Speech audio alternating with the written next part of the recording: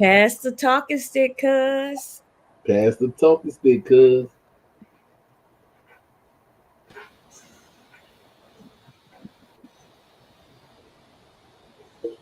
Queen now. OCO. OCO. OCO. At least. Welcome Peace. to the Southeastern Talking Stick. Thank you for having me.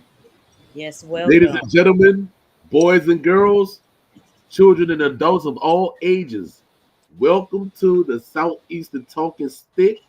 And we have one of our prestigious guests that's joining us tonight, Norris Big Turtle Gang of the Little Lenape Nation. Once again, welcome, fam. Yes, welcome. So let me start off with a traditional greeting. Well, going to walk in, ok, on going to walk in. Queen now, Ninda Shinji ila takwa. Ninon Giai, Nana Peoking, Ok Shekbi. Nawalotumin Wanda Takwa. Anishik Kishela Mokweng, Anishik. Kulamosi. Peace, brother. How you doing, man? Peace, sister. How y'all doing? Thank you for having me on the show. Just wanted And I to greet y'all with a also, traditional greeting. So, Mhm. just to get it started off properly. I like to give big ups to the matriarch, my cousin, Christina JaGuar. Those are your Absolutely. fans. Absolutely. All So, right. definitely an honor to be on here with y'all. Obviously, I've been big fans of both y'all for a long time, so I appreciate it. Oh, likewise. And Yes, we love you. right, right. The reciprocation is mutual. You heard me. Absolutely. So, I actually been seeing your work and everything, and you have one of the biggest work that's going on now, dealing with your family and dealing with the upcoming situations, dealing with your land up there in Jersey, and dealing with a historical family landmark. Can you touch on Mhm. that? Okay, so my family is, we're blessed enough to still have, you know, some of, a lot of our properties still in different family members, they still have it in, like they have it in their names, the property. So this one particular one of our burial grounds, we have like 5 or 6 of them in the Monmouth County area. One of them has been I'm not even gonna say vandalized. We're in the middle of a case where a individual was taking advantage of our property and he was interring bodies into our um into our burial grounds that were not, you know, they're not our family. They're actually remains, not even entire bodies. They're remains of COVID victims. Like they're stacking bodies. It's just it's a wild, gruesome tale. It makes me think of like if you ever saw Poltergeist and that scene at the end of the Mhm. movie where they got the it's that just they're just dumping bodies into the onto our property. So Yeah. subsequently the people that live in the community, a lot of them moved to that community because there's like literally an old Indian burial ground in the back, and they find comfort in that. They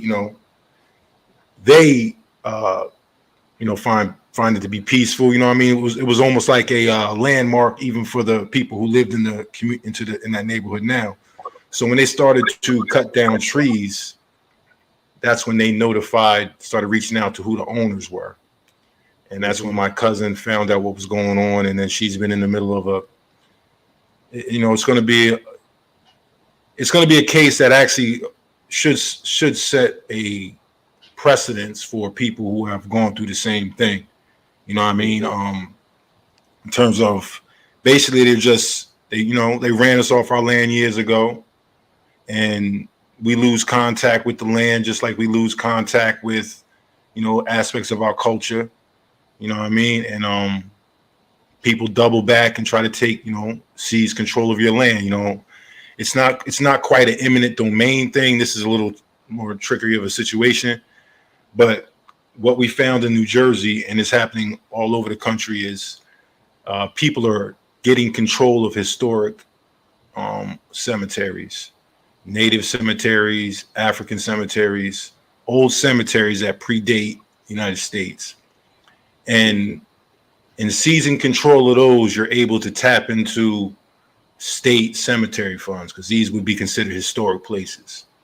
So you'll see a lot of people, you'll see a lot of organizations that will say there's an old abandoned building in your neighborhood. An organization might try to claim the building and restore it and all that.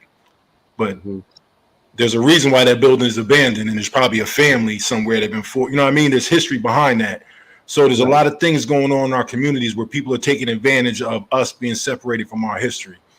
And land is one of them, but how they can turn that into checks is a whole nother thing.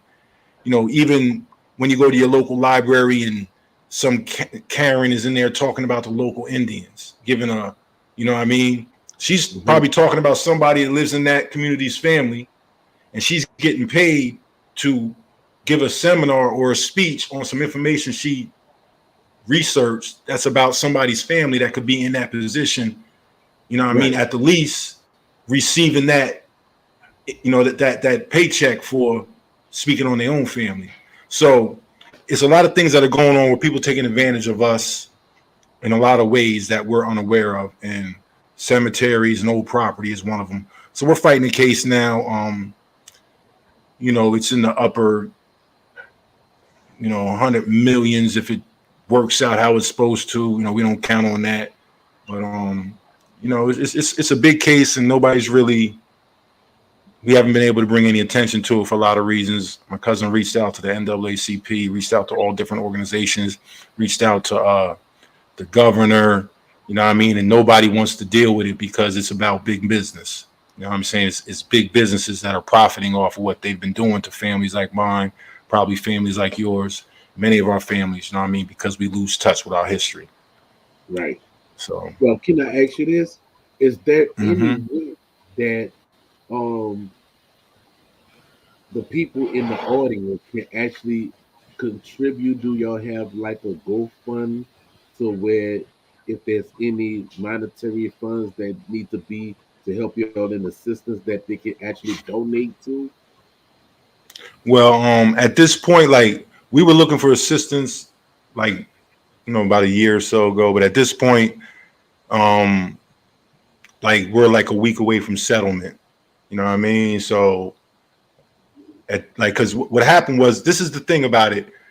What he did, like, when you inter remains in cemeteries, you have to go through there's a whole lot of regulations you have to go through, right?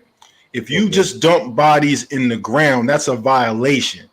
It's not just that he violated my family burial ground. Now he's polluting the, it's like there's a whole lot of regulations. And on top of that, where my people's property is within 5 miles of the ocean. So that makes it New Jersey wetlands, right? Which means it's protected on a whole nother level. You understand? So what he did was not only a violation to this family, but he violated public safety rules and regulations, right? So as long as we didn't pursue the case, the county wouldn't have pursued it either. But when we pursued it, now the county is forced, right? Because really they're in on it. See what I'm saying? They're really in on it. They've made a deal with this individual to do these things, right? There's a cemetery board that exists in every state, and anything that goes on cemeteries has to go through that board. See what I'm saying? So in order for him to inter 1,000 remains, he had to go talk to somebody. Right. They just didn't expect this family to still be around and step up and challenge them. See what I'm saying? Because they think we're gone. Because they call our burial grounds abandoned because it's tribal burial grounds that are in the woods. It's not a cemetery. You know what I'm saying? But there are headstones there, so it's a burial ground. It's not a cemetery. See what I'm saying? It's like a cemetery is plotted out 6 foot. You got to have walkways in between. Like our stuff ain't like that. It's literally bodies in the woods. You know what I'm saying? With headstones. So what they did violated us, but they also violated codes. So by us challenging them in court, now the county and the state have to cover themselves, because if they don't sue as well, now they're liable. See what I'm saying? So we caught them in a, you know what I mean? We caught them, catch 22 shit. So the reason, like, I'm gonna be honest with you, my cousin did an incredible job. You know what I mean? We did this without a lawyer, but we were being advised by the lawyers, by the fauna lawyers. You know what I'm saying? The Federation of Aboriginal Nation, you know, that we have lawyers, international, we have indigenous lawyers. So they could advise her, but they couldn't practice it because they're situated in Rhode Island. See what I'm saying? So they can't come down here, but they advised her on everything, right? So basically, she backed them into a corner. Basically, you know, they're ready to settle. You know what I mean? He's ready to settle. So it's a done deal, but it's the main weight came when the state and the county filed charges on him as well. See what I'm saying? So as soon as we submitted as soon as my cousin submitted her case, the county had to submit within 24 hours, or they would have been a part of it. See what I'm saying? So within 24 hours of my cousin submitting the case, the county submitted it. And then it's like, well, when we go to court, she's going to let them go first, present their case first. See what I'm saying? Let the county present their case first, and then they're going to body it. Then all she got to do is get up and, you know what I'm saying? So we kind of caught them in a catch-22, but it's because of all the information and my cousin knowing not only who we are, but how to apply that to the situation, right? We didn't fight them as Indians. We fought them as landowners whose land was taken away from us illegally. You know what I'm saying? But what impacted it was that it was tribal lands. See what I'm saying? So we didn't have to bring the tribe in on it because we had them just on a legal thing. See what I'm saying? But the tribe stood with us, which impacted even more. See what I'm saying? So it's like figuring out how to maneuver in situations that you find yourself faced in. You know what I mean? So rather than say, what can people do for us? I would say to people, start paying more attention to your genealogy. Stop looking for people and look for everything that's going on, because you're going to find in your genealogy situations where land was illegally taken from you. You know what I mean? That type of information exists in your genealogy as well. That's how we use our genealogy, not just to say who is who in our family or prove that we're such and such. We literally used it and have been using it for the past year and a half to fight this case. You know what I'm saying? So I would just say to people, start looking at your genealogy in a little different light, as opposed to trying to find an Indian or trying to, you know what I mean? Whatever the case may be, take care of your family business. You know what I mean? Irregardless of how they identify, how you identify, our families have been taken advantage of. And that's what I feel like is the biggest secret that's really being hid from us. You know what I mean? I thought it was that we Indian, but nah. What's really being hidden is what they did in terms of stealing the land from us. Our Indian ancestors, and I'm speaking for myself, they stole land from my Indian ancestors, and they stole land from my African ancestors. You know what I'm saying? So that's the perspective we're really looking at things. So I would say to people, look, you know, do that for yourself. You know what I mean? Also, Because when I look at the documentary that you did, dealing with your family and stuff, and they were Hmm. saying how they own land and how they had acres upon acres of land. Dealing with that, did your family also have land patent to show that they actually had the land as well? All right, so um, my family, like in terms of land patents, a land patent is something that would be presented to someone who's within the jurisdiction of that nation, right? My Mm-hmm. family's history, you gotta remember, you have settlements, right? Mm-hmm. And right beyond that settlement, that's no longer that jurisdiction. See what I'm saying? Mm-hmm. So when we're talking about land patents, that's something that would be presented to somebody who arrived in a land from someone who would have authority over. We were there before they came. See what I'm saying? Yeah. So it wouldn't be a patent. It would be like, I don't know how to explain it. Like we these places have to be incorporated, right? So before they incorporate a town, it is like my village was called Squonkam Village, right? As the settlers came, when the Europeans came and started to settle around us, they called their settlement Macedonia, right? Mm-hmm. As Macedonia developed and things developed, because it's situated in the pine part of the Pine Barrens, right? We started to call the community Pine Brook, right? Pine Brook consists of a bunch of different communities, right? Some full Indian, some mixed, some European, just different, you know what I'm saying? Mm-hmm. But when the villages started to incorporate, they would now incorporate as Colt's Neck, right? So you can see, like, my village is still there, right? It's just called Tinton Falls now. It's incorporated. See what Mm-hmm. I'm saying? So we didn't lose our land. We became a part of incorporated communities.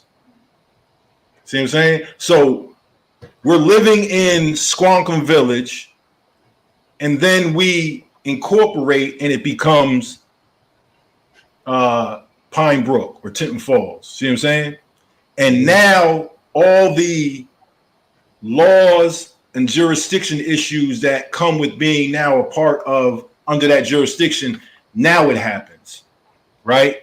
But if you're Indians, you didn't have to pay tax. Like that's how the shit was for Right. us, right? Right. But we still had a participation. Like if we wanted to go to whatever, we still had it. You know what I mean? But when they incorporate your territories, that's when, you know what I'm saying? Like it's not really a patent. We were already there.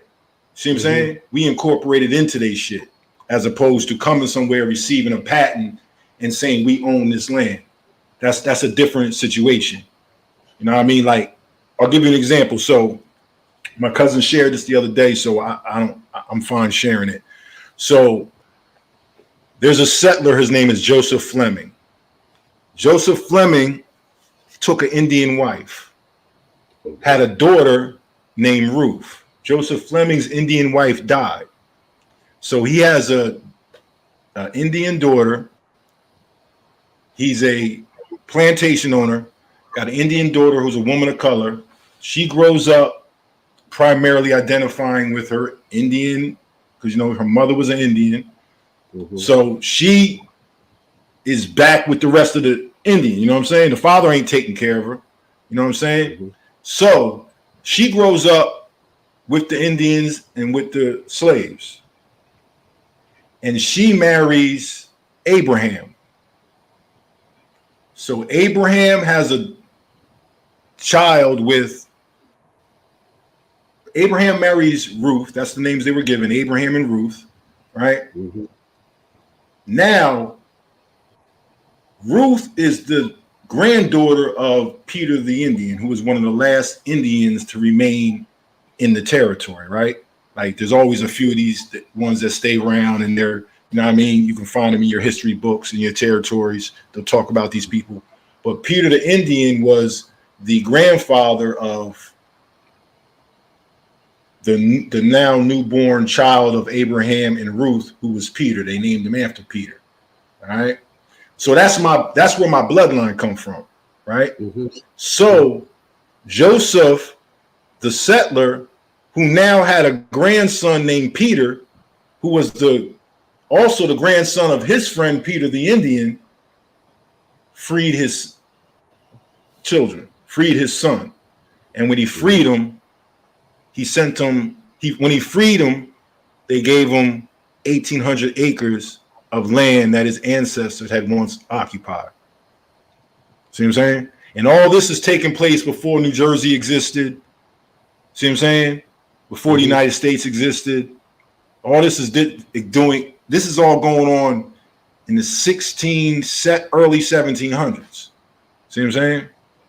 Before these places were incorporated, you know what I mean? And so that's just a little bit of my story of how my family ended up receiving the land, getting the land back that was once ours. You know what I'm saying? So it's like descendants of Indians were given the land that their ancestors had lived on. But it's only because this one man he was a decent person. You know what I mean? What's crazy is he literally killed his wife because she didn't want to free the kids. Yeah. And we got the newspaper clippings and everything from it. Like, we're not making this shit up. We got he stabbed her like 19 times. Damn. Yeah. Because she didn't want to free the kids. See what I'm saying? Mm-hmm. Wicked shit. Yeah. But so yeah, land patents and all that came later. So we just have a history that ties us to it. And we have once you incorporate, that's when you start getting the paperwork. So we have all our documentation that says when they started to record the land as being owned by people, we have all that, and it states that we're exempt from taxes. Like, we got all that shit that people be talking about. We got all that shit. You know what I'm saying? It's just that they started to ignore it, and the climate of the times was after a while, it wasn't even safe to say you Indian. You know what I'm saying? Like, it was made it real difficult. So it was easier to be black or white. And with that, you lose. That's what the elders said, right? Yeah. So with that, you kind of, like, it gets lost. You know what I mean? And the generations start to lose aspects of who they are. You know what I mean? And then that led into, like, with my family, that led into the civil rights movement. My mom's generation, she was civil rights movement generation. So when they started giving jobs to people of color, you know what I'm saying? They started taking advantage of that. And that's what made generations start moving away from our, out of our communities, you know what I'm saying, into the mainstream communities. You know what I'm saying? For my family, all that happened like in the 70s. Up until the 60s, my families was still living in in the country, so to speak. You know what I'm saying? Right. Because also the reason why I asked about that, because it almost sounds parallel to RRJXi, to our Ghost in LB, when her family and them had got the Spanish land grant by way of Joseph D. Maison Ruiz in the restaurant land grants, and that was the land grants, right? That was given to the Turner family, and that's how the Turner family, who were the Tunica, they went in as a family, but they had tribal backing. They didn't go in as the tribe, but they went in, and that's how you had the Turner heirs versus the United States, and they actually won the land dealing with we were. Yeah, I'm pardon me. I'm sorry. Yeah, go ahead. You got the talking stick. Yeah. I was just saying. Yeah, we were. No, it turns out like one of my great whatever grandfathers, you know what I mean, gave the land back to his grandchildren. And that's pretty much how we Cause see, like my people got split up. We were on Brotherton Reservation, you know what I mean, which was early reservation in New Jersey, one of the first reservations, you know what I'm saying, in what we would call United States history, not colonial history, but after they formed the United States, Brotherton was like the first official reservation, and that was in Jersey. And everybody pretty much left it, abandoned not the cemetery, the reservation. And some people went with like the Oneida and went to Canada. Some went out to Oklahoma. Certain few families went back to Monmouth County, and actually, that's the story I'm telling. That's when that story blends with that. My uncle Peter, my grandfather Peter, who received the land, 1,800 acres, he pretty much created a community for all his cousins. And so when the cousins from the reservation left and came back into Monmouth County, they moved into those a portion of those 1,800 acres. You know what I'm saying? And our communities have been there ever since. You know what I mean? But we're tied to Brotherton Reservation. So like technically we're known by the federally recognized tribes. We're known as the Brothertons. So if you ever hear somebody say Brotherton, that's technically who we are on a federal level. You know what I'm saying? And that's dealing with most of the Indians from Massachusetts, almost as far as Virginia, because on the Brotherton Reservation was a reservation for Indians who didn't want to leave, so it just was in New Jersey. See what I'm saying? You had Indians from all over coming there. You know what I mean? And it's like, so you had a lot of Indians from like there was Wampanoag, a lot of the Massachusetts were down there. There was some Virginia tribes. That's why we have the Lenape and some of the Piscataway are in New Jersey. You know what I mean? Because a lot of groups were coming up here, and they were coming together on at the reservation. So let me ask you this: with that reservation, was that reservation a royal reservation, meaning it was a reservation that was done by the royals before the United States was actually founded, or was your reservation done after the United States? Yeah, this was the first reservation in United States history. It wasn't a preservation like they picked a part in Jersey, Indian Mills, New Jersey, and sent all the Indians there. It wasn't like the Shinnecock Reservation. That's the land they always been on. See what I'm saying? Brotherton was not that. This was a land that they said. So you got to understand that the Indians in the area I'm from, they wanted to get everybody out because this is the New York Harbor, right? New York Harbor is like one of the 3 biggest natural harbors in the world. I think the Gulf of Mexico is another one. You know what I'm saying? But these are natural important places. See what I'm talking about? So they wanted to move all the river tribes and all the Indians that were in areas that were controlling what would be trade. You know what I'm saying? So this is why you get a lot of in history, you'll see a lot of the river tribes went through a lot of shit. You know what I'm saying? So like if you take somebody like the Shinnecock, the reason why the Shinnecock were kind of able to kind of stay and maintain and still be the way they are is because they were way out in Long Island. If they were located on Manhattan, they'd have ran through them. See what I'm saying? So like the Indians in Jersey ran up into the mountains. That's why we have the Ramapo Lenape, right? A lot of those are Indians that are not just Lenape, but there are other groups of Indians too that were fleeing up into the mountains to get away from what was going on the shore, right? The group of Indians I came from, this shit happened so quick, right? Because we're literally right from there.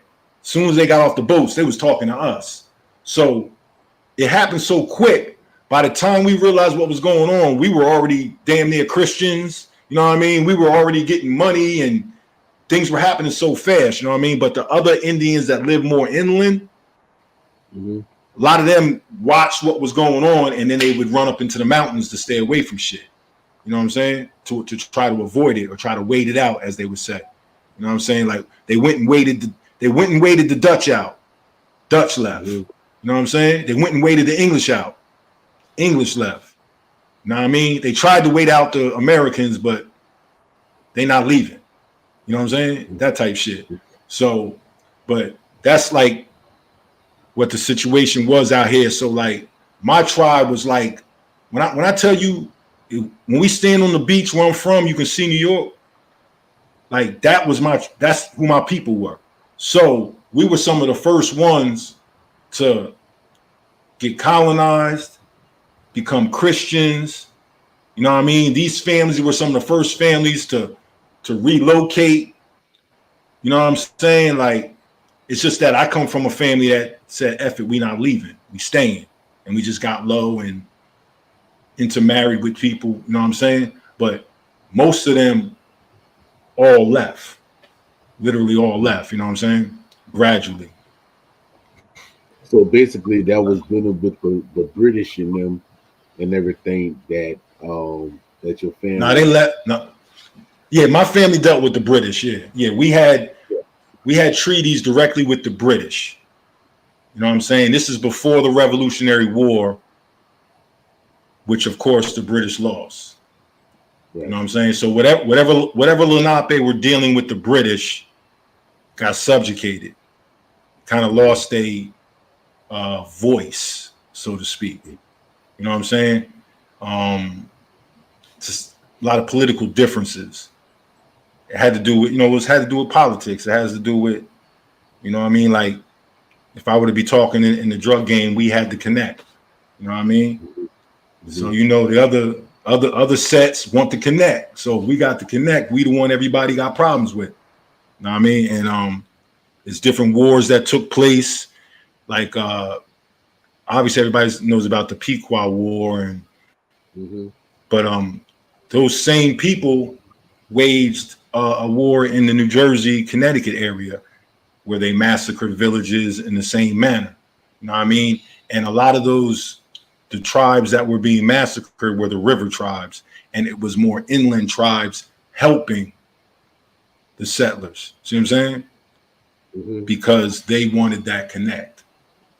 You know what I mean? Like, the history is a lot more in depth than people might want to think. And when you start dealing with places like New Orleans, right, wherever you got all this trade going on, it's going to be a lot of shit going on that mm-hmm. a lot of treachery, you know what I'm saying, because of the nature of the beaver trade.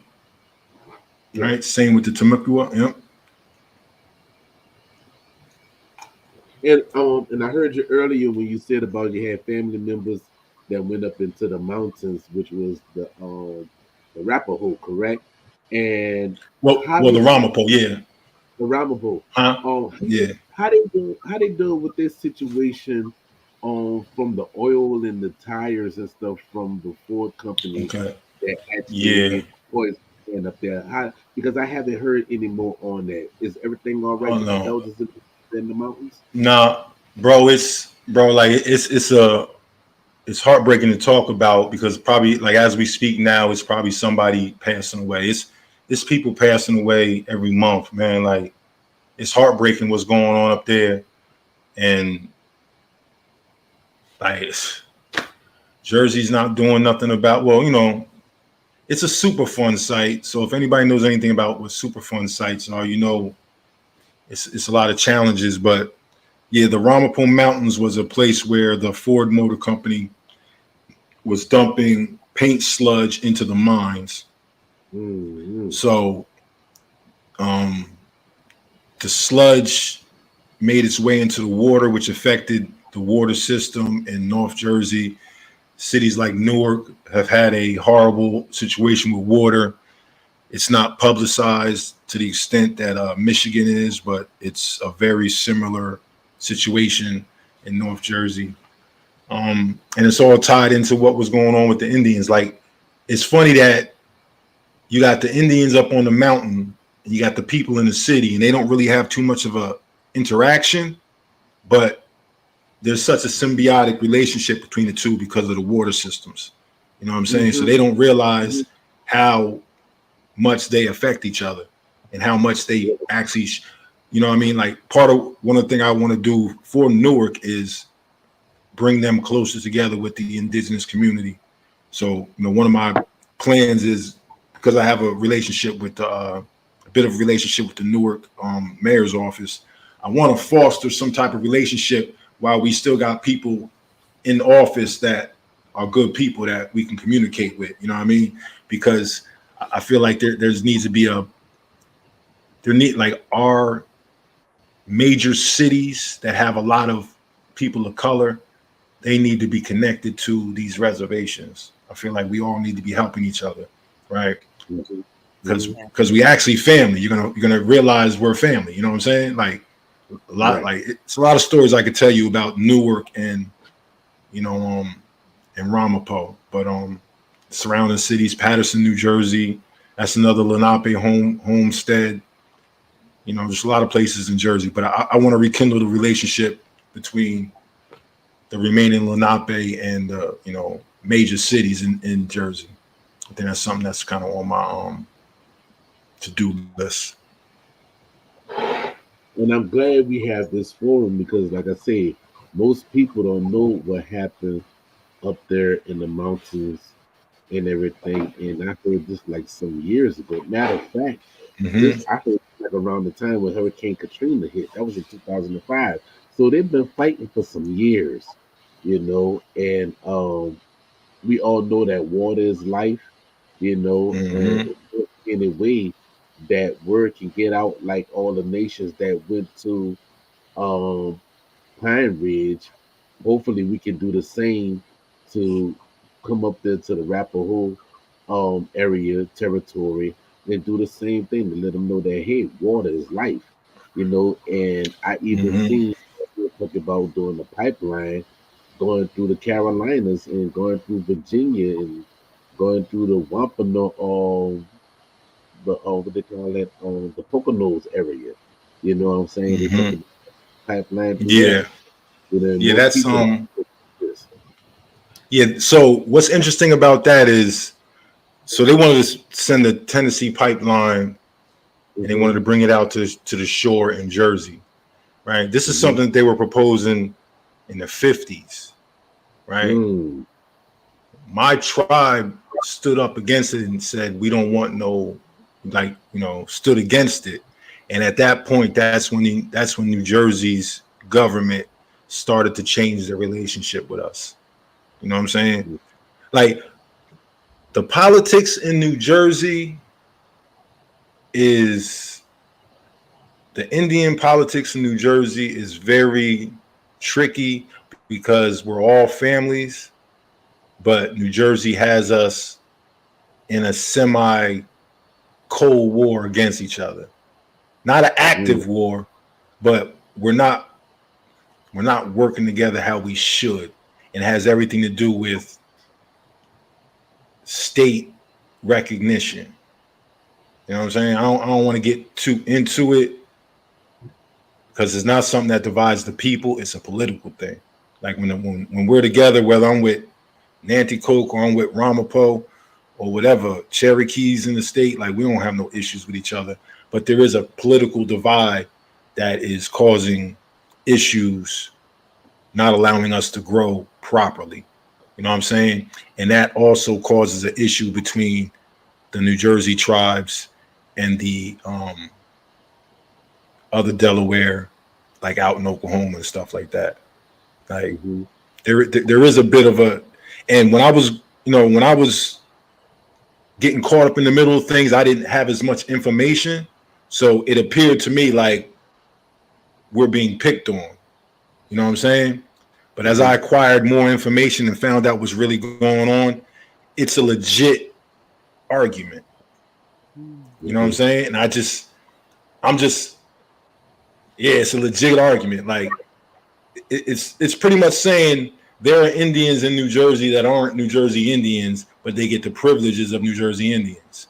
and there's New Jersey Indians that are historically always been here, celebrated, and they don't get the same privileges that Indians that migrated from another state do. But the difference is the Indians that migrated here came here after New Jersey was jurisdiction, had jurisdiction. So they had to add, they are here as guests of New Jersey. See what I'm saying? Whereas Jersey is here as guests of us. So New Jersey can't control us the way it can control the other tribes. It's that simple. So that's just like what I said on your channel. That's almost sound like what they did with the NAIC. You know, something like that. Would that be something on that same borderline, like the state and the federal, and recognized and non-recognized state tribe or federal tribe? Yeah. Well, so I don't know how many, you know. So there's a tactic that has always been instituted on our people, right? The Al Sharpton shit, right? You put somebody in charge that's gonna, you know, acquiesce to what you want, right? When the nations sign treaties, they give over their power of attorney, right? So the United States has power of attorney to make decisions over our lands and our well-being. That's what all these shits is about. So there are tribes here that never signed over their power of attorney. See what I'm saying? And my tribe happens to be one of those people. So they don't talk about us. You know what I'm saying? But we have international relationships with people. Like we have interactions with the British government. See what I'm saying? Because we had treaties with them before the United States existed. We were doing trade with them. See what I'm saying? And that's how we can stand on our past and still maintain who we are, but New Jersey will kind of act like they don't see us. See what I'm saying? But legally, Well, you know what? Y'all still have a treaty with the British Crown. That put y'all into international matters. That's where we operate. We operate on an international level. So when you see the other tribes in the state, they're operating on a state level. You know what I'm saying? Which is good for them, and we're glad that they're able to take care of themselves on a state level. But we're aiming for something bigger. See what I'm saying? Like there's things there's things that Fauna is instituting, that the Sandhill is attempting to do to create relationships with nations abroad. See what I'm saying? And one thing that I do know, because by that having that treaty that was done before the United States, dealing with Article 6 of the United States Constitution that said that treaties that was made and shall be made after this said Constitution shall be the supreme law of the land. And really, that right there lets you know it was grandfathered in. So you already federal recognized by the treaty. Well, yeah, no, we're recognized by federal tribes and by the government. It's called unsupervised. But see, this is the thing. Our treaties are pre-revolution. Right. Revolution threw all that shit out the window. None of that shit matters after 70. Anything before 1776 don't matter to the United States. See what I'm saying? But we can use it as an instrument, as an international instrument. They can't erase history. They don't have to respect it, but they can't erase it. See what I'm saying? So if we walk into a room, they could act like, oh, we don't know what it is. What's this, huh? But if we walk into a room and there's 6 other nations, and we go, hey, Britain, and Britain's like, hey, y'all, we remember y'all. Now is the United States going to be like, oh, no, they're not. See what I'm saying? In international arenas, it worked totally different. When you're standing when you got into a fight with your neighbor and you go into his house to get justice and his parents are standing around and they're the ones that are going to determine who's right or wrong, you're probably going to be wrong, right? But if you got people who have, right, if it's not that person's parents judging you, if it's the whole community, that has their own individual relationships with you, see what I'm saying? You're going to have a different outcome because now it's not us against the United States and the United States gets to determine it. We have a problem with the United States and the world's going to determine it. The world lawyer is going to look into it. So the United States says y'all aren't who y'all are. What does the UN say? The UN says they are who they are. That's why we have a relationship with the UN. That's why we go to the UN every year, because the UN knows who we are. See what I'm saying? So it's just a matter of who's being financed and who's not. And I don't want to demonize people that are being financed, because at some point they did it because they was trying to help their people. You know what I'm saying? Like we forget about that. Even like we pile shit on, but all these Indian nations did the things they did under threat, duress, and coercion. You know what I'm saying? None of them did it because it was a part of their culture and their nature. You know what I'm saying? So I'm trying to take a different approach to things, man. Well, you know, from me doing my investigation, and you know, from me doing a lot of digging and deep diving, what people fail to realize is, look, there go that stage, what they fail to realize. People fail to realize, T-shirt coming soon. Realize it's coming. That from reading the documents that's dealing with the American Revolution and dealing with the Treaty of Paris, and also King George III, who is actually still called the Prince or the King of North America, that the 13 colonies were still under the jurisdiction of the British Crown. Yeah, and but legally, but the revolution changed all that. Like a revolution is just that. We not fucking with y'all no more. See what I'm saying? Like they revolted, bro. You know what I'm saying? Like the law, we can still read the papers all we want. Damn, George Washington and them said, F y'all, we done with y'all. We not sending y'all no more money. We not doing nothing. Did they have to continue agreements? Yeah, because you still got obligations. See what I'm saying? It's like George Washington and them took over the store. Once the goods run out, you still got to continue. You see what I'm saying? They had to create a relationship with those British people because those British people were still shipping stuff back and forth. See what I'm saying? Like, even though they revolted, they still had to do business with the people they revolted from. That's why those people were able to still maintain interest in the United States. Not because they were still running it, because they were like, you're going to take what you're going to get.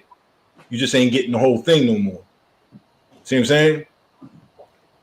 Like, you could, like, you can't cut them out because they're the other side of the trade. See what I'm saying? So they had to renegotiate how they deal with them. And that's why the British royalty were able to maintain the control they could over things. But the United States itself was now independent. See what I'm saying? It's like it's like if me and you doing business, right? Me and you got a company, and I come to the New World and you stay there, and I'm shipping, and me and you was doing business. Then I'm like, yo, revolution broke out. These niggas is fighting. Like, all right, well, once they figure it out, then we resume, like we'll get back. So me and you are still doing business. It's just that now we paying taxes to a different group of people, not the British. Now we paying it to the Americans. But the same people still doing business. See what I'm saying? Well, dealing with that, it's like this. When you read the Treaty of Paris, if the so-called Americans supposedly won the war, then how could King George III make a stipulation and tell the Americans that they couldn't come west of the Mississippi?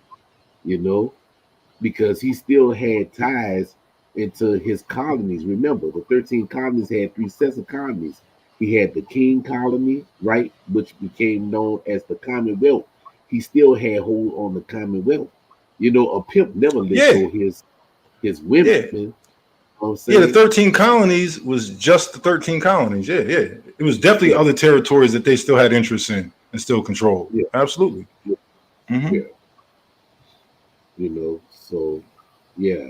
And then another thing is by it being the British Empire, they really couldn't get independence from the empire, you know, Not a because financial, not financially, no.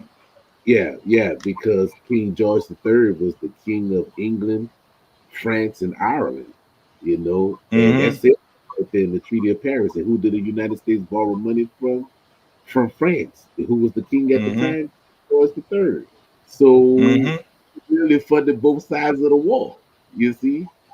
So yeah, Yeah, because it's a financial investment. Like right. this is the thing. We keep thinking that like the 13 colonies is not a country. It was just 13 stores. The Mm-hmm. United States is something different. It's not the 13 colonies. It's an agreement amongst those people to deal with a certain form of, economics and trade. See what I'm saying? Like the 13 colonies and the United States are different in a political sense. The 13 colonies are just 13 stores with Mm-hmm. people who are there to manage the stores. Right? After the revolution, these stores become homesteads. Prior to that, these people were just coming to work. See what I'm saying? You got to think of it like that. Just places of work. After the revolution, they said, we're staying here forever. See what I'm saying? People were coming here and working for 5, 6 years, then going back to Europe. You know what I'm saying? People were coming back and forth. After the revolution is when they took over, and that's when they took the land and said, we're staying. See what I'm saying? So you Because go didn't they from, have, because didn't they had to get authority from your people to come in that territory of yours?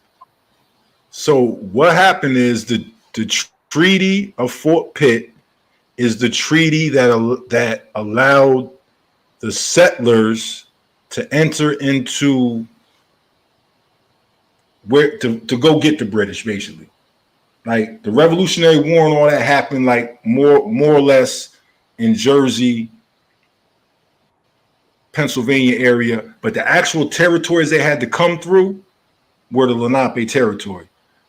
So the Lenape signed a treaty, an agreement in Pittsburgh. Do you know how far Pittsburgh is from New York? Yeah, it's a nice bit. Yeah. Whatever But you treaty said was signed in Pittsburgh, right?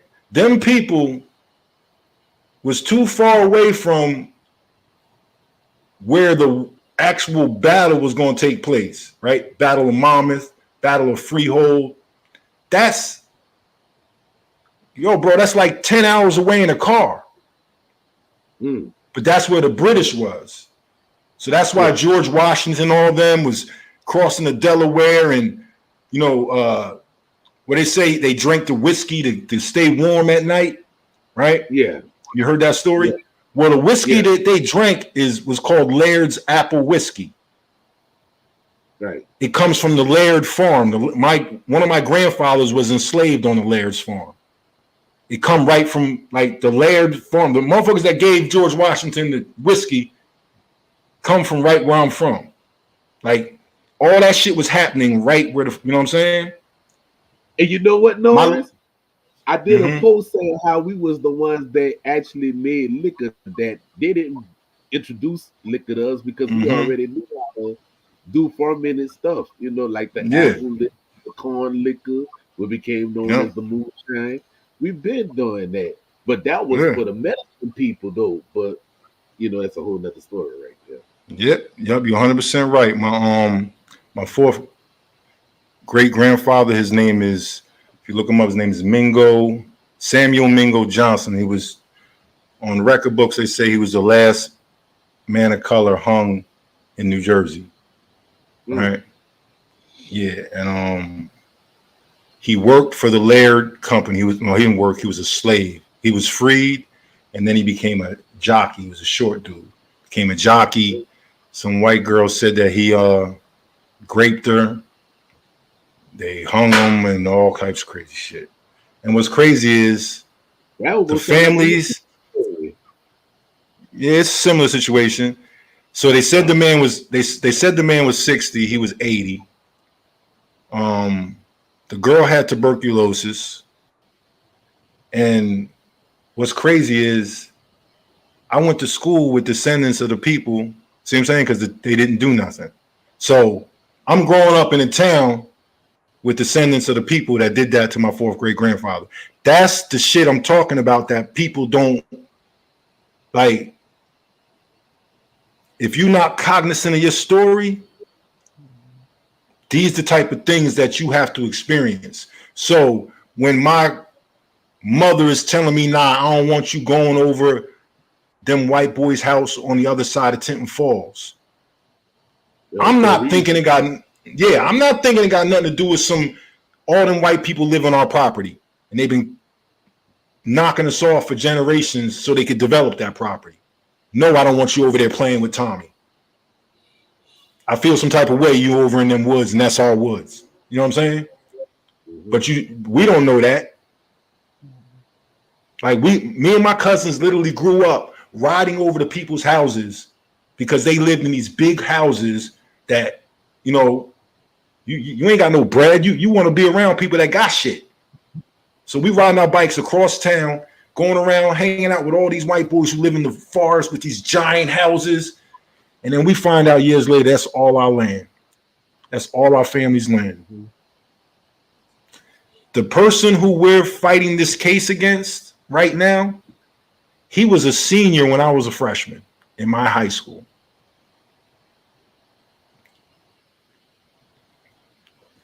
So, yeah, that's what's going on beneath everybody's nose. And when you ain't in touch with your family history, the people next door are going to know more about you and they're going to keep it quiet. As long as you don't speak out, they all going to take advantage. Mm-hmm. They're going to take advantage of what you don't know about yourself. And all this fake shit is not going to get you what's yours. You know what I'm saying? You can only claim what's yours, but you can definitely claim what's yours. You know what I'm saying? When you stand on your square and you write, you know what I mean? My cousin is showing that shit right now. So, right. Yeah. I advise people to get busy, man. Get busy. Get busy. Get your family together. Get in that paperwork. Use that genealogy to figure out what's yours and what's not. And go from there. So let me ask you this. Did any of your family members married to any of their family members, like the younger ones, like within the younger generation? Did they ever cross line to get married or anything? Marry who?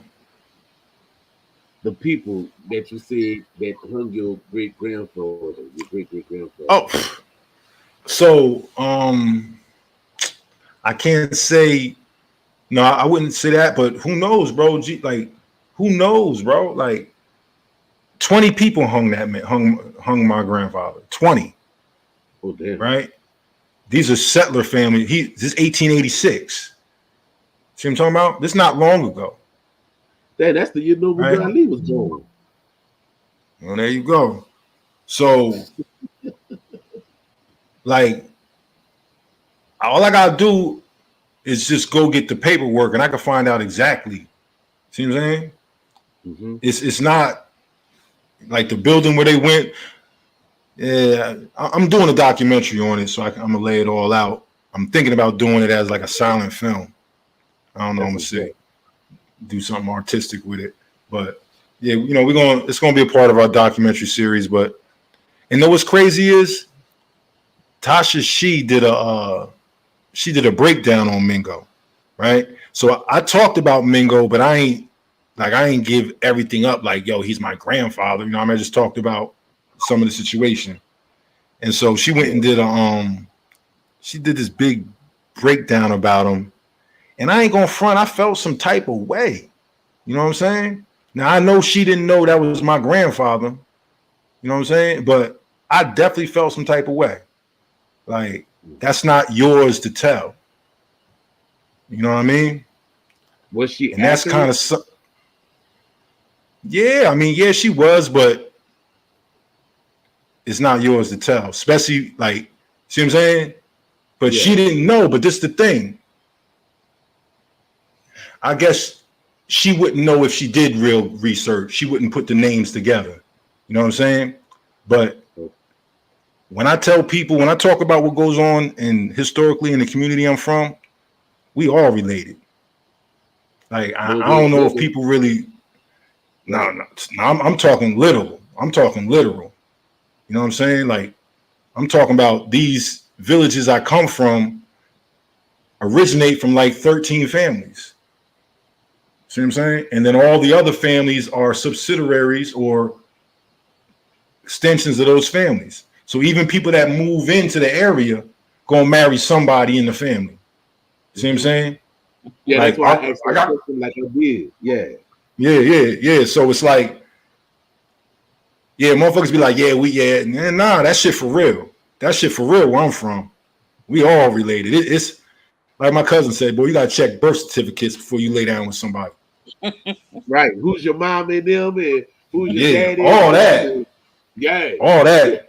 I remember my cousin died, and I get to the funeral. Like I ain't know he was my cousin, but I kind of knew he was my cousin. I ain't like him. Shit happened. He died. You know what I mean? I got to the funeral, and I was like 14, and I walked in that church, and I seen everybody I knew, from my bus drivers, you know what I mean, to the lunch lady, to the mail lady, and I'm like, People you and went to my school mom, with. yeah, Right. my mom know everybody. And I'm like, how you know my bus driver? That's your aunt. I'm like, what? You know what I'm saying? I don't know none of this shit.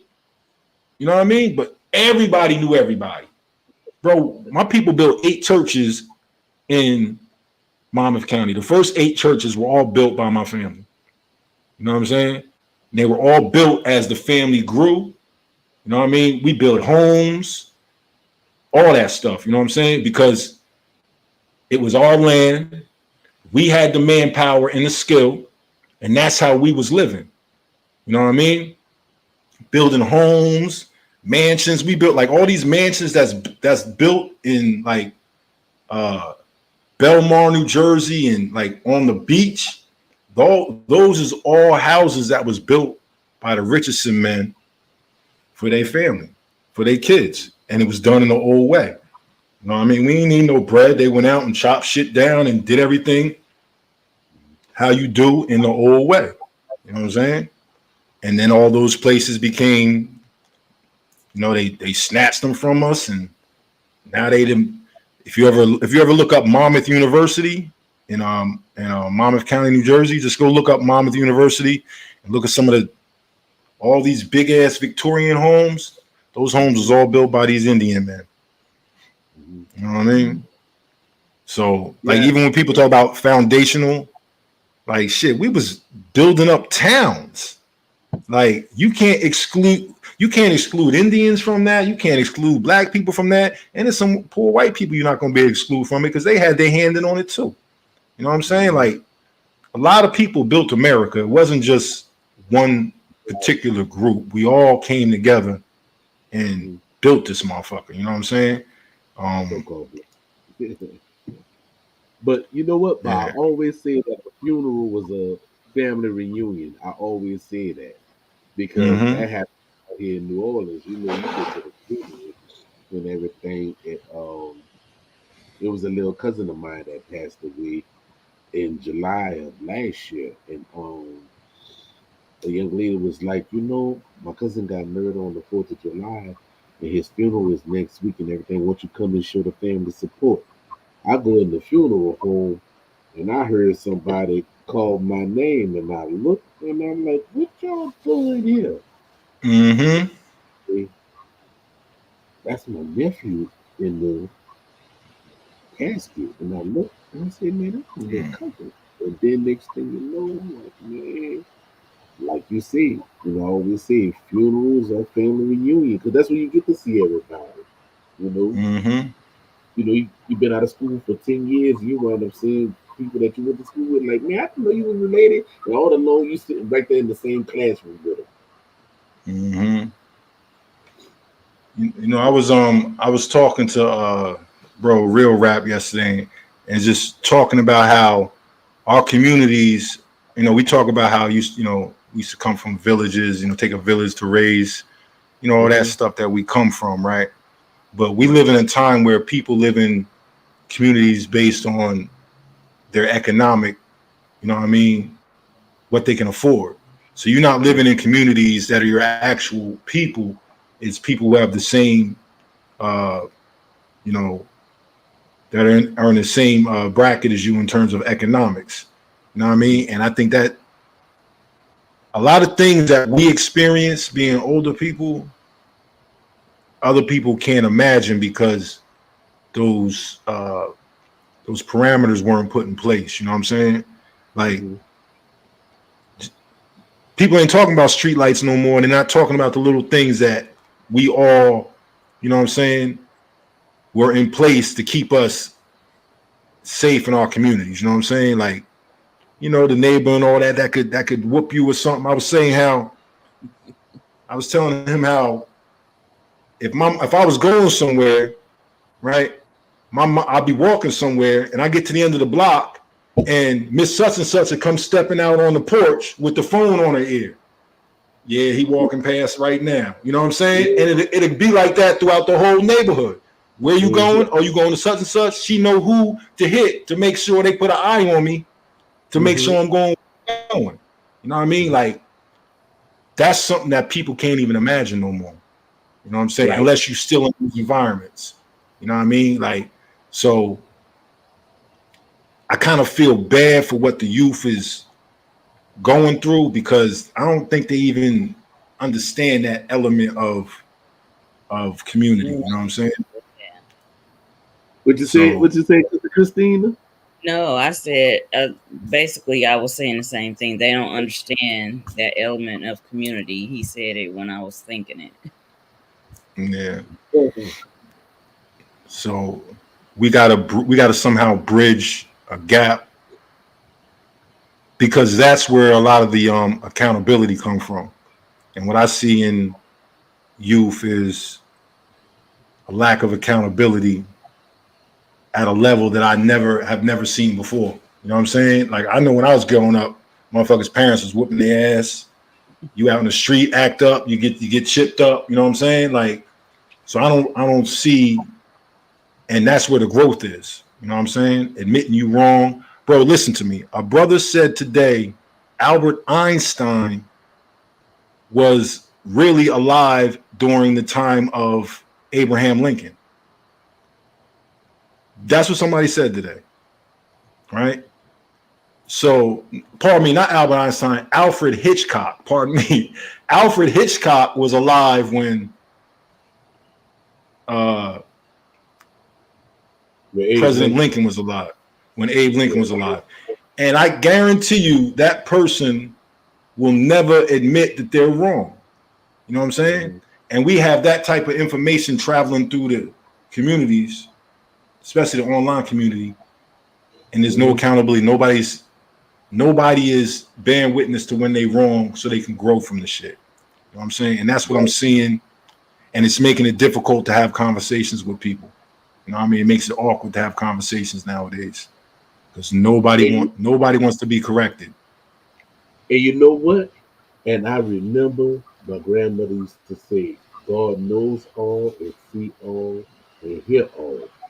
And all the words God was the neighbors, like you said, on the phone. Because you wondering how you find out, man. You wasn't out there.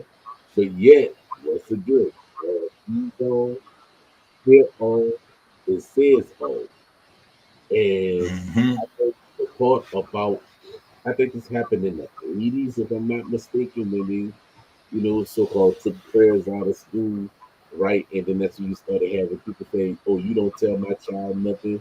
So now it went from the community child to my child, Mm-hmm. selfish. So now you don't have eyes on your child because you busy working and doing things. And so when that person tell your child something, and that child say, "Well, mine, they say this to me," you rather fight the other person from checking your child, which is supposed to be Yeah. our children. Supposed to be our children. Yep. Right. Yep, absolutely right. So what we were talking about earlier, talking about telling our story, Yeah. right? I think this is something I really wanted to kind of speak to, right? A lot of people are talking about our story, right, and what they learned in schools and stuff like that.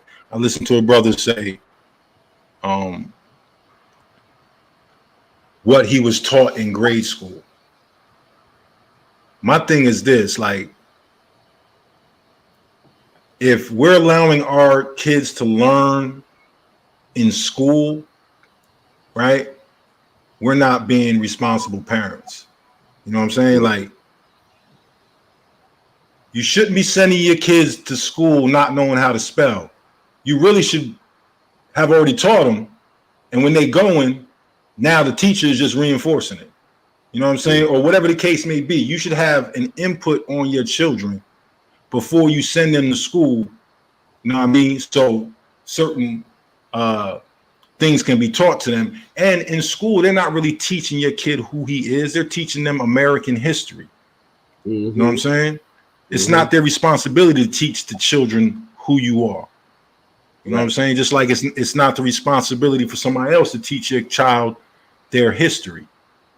You know what I mean? So when we talk about people that are saying they stole our history, how do you steal a people's history? They just I omit know, it. yeah, they omit it from their story, but how do you omit it from your story? See, I got to thinking about it. You know who stole my history from me? My elders when they were scared to tell it to me. Because it wasn't for any history book to tell me. It wasn't for me to look into any history book. Anything I find in the history book about myself and my family is a bonus. You know what I mean? Anything I would have learned or should learn about my people, my family should come. That's their responsibility. You know what I'm saying? Like, so when we run around here saying somebody stole our information or they omitted it, but what did you do? How did you maintain that? You know what I'm saying? And I find that a lot of people who talk about something was stolen from them comes back to accountability. Now, a lot of y'all didn't want to sit at the feet of your elders. This stuff wasn't interesting. You know what I mean? You overlooked things. Like, you didn't want to go to church. You know what I mean? And when I say church, I don't mean church going to listen to hear the Bible. That's where the family was at. That's where my family was at. You know what I mean? So I heard a lot of stories being around my family. You know what I mean? I think, God. No. You still have to talk a stick. I'll wait till you pass it to me. Oh, no. Please, I'll pass it. I pass. I like to hear what you have to say. And you know what? You're hitting the dead on the head because you have a lot of people say, "Oh, well, they stole the culture, they stole the language," and I'm like, how can somebody steal your language? How can somebody steal your identity? You know? And I always say there's no ass whipping in the world that can make you have amnesia of who you are. We got to make that out Mm-hmm. of we got to make that our t-shirt too. There's no Yeah. amnesia that can forget who you are. Because I was looking at a YouTube segment and everything, and the people in there was asking this gentleman about his culture and his heritage, and he said that he came from the Mississippi and knew, like, no, specifically, what's your tribe? He said, well, I have many tribes because the tribes came from out of the Mississippian culture. So he Mm-hmm. that listen, he said that the Iroquois in them was the Mississippian culture. And I'm like, no, the Iroquois was not of the Mississippian culture. That was of the Ohio culture. And I was like, see, Mm-hmm. the problem. And what show it was on, but I'm not gonna feed into that. But anyway, that shows case in point that you're not sitting amongst your elders, because if you would have sat amongst your elders, you would have been able to answer the question basically with confidence, Mm-hmm. with sure, and not guessing second yourself, not making up things to where it sounds facetious, right? And that will wind up happening. So when they come across people like you and I, they're trying to put us in that same category, but yet they don't know that you and I been put this information out there over a decade, and then some almost over 20 years, and once again, when you have people in them that's speaking and just saying gibberish stuff, that make the other people like, oh wow. But those who that's coming out trying to find out about their family and they hear other people speaking, they think it's the truth. And I'm like, y'all haven't Mm-hmm. even amongst the elders that was like, oh well, they did this. And then another thing is, right? How can you take on an identity and name of a chief that was prior to you and you make mockery of his name? Yeah, I'm not big on any of that taking chief names. I don't respect that at all. Like, I don't even like when people are like, okay, chief, don't call me a chief. I'm not a chief. Like, you know what I'm saying? Like, it's not it's not a nickname. It's not, you know what I'm saying? Like, Mm-hmm. but this is, yo, let me tell you something. So there was a gathering a few weeks ago, maybe a month or so, 2 months ago, of the federally recognized tribes, and they was talking about all the tribes still out here, right?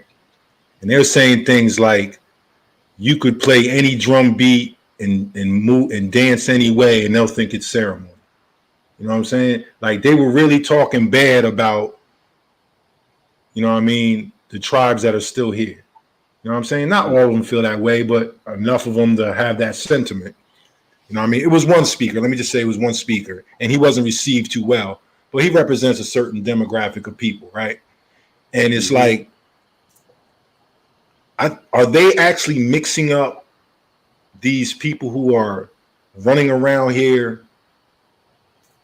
misrepresenting the culture with those of us who are really dedicated to the culture? You know what I'm saying? Like, because They are. when I when I see the way we move, when I see the way y'all move, I don't see mockery. I don't see, you know what I mean? I don't see any of these things. I see people moving in the culture. You know what I mean? Are some Mm-hmm. more advanced than others? Yeah, of course. You know what I mean? But I don't see that. You know what I'm saying? So it's like, this shit that's going on is making those of us who are, you know, really a part of communities and part of this culture and trying to move forward, is making things real tough on a public level. You know what I mean? When's the Mm-hmm. last time you had some type of issues with people? You know what I'm saying? Like, either one of y'all have you had any issues recently with people confusing you with these other people?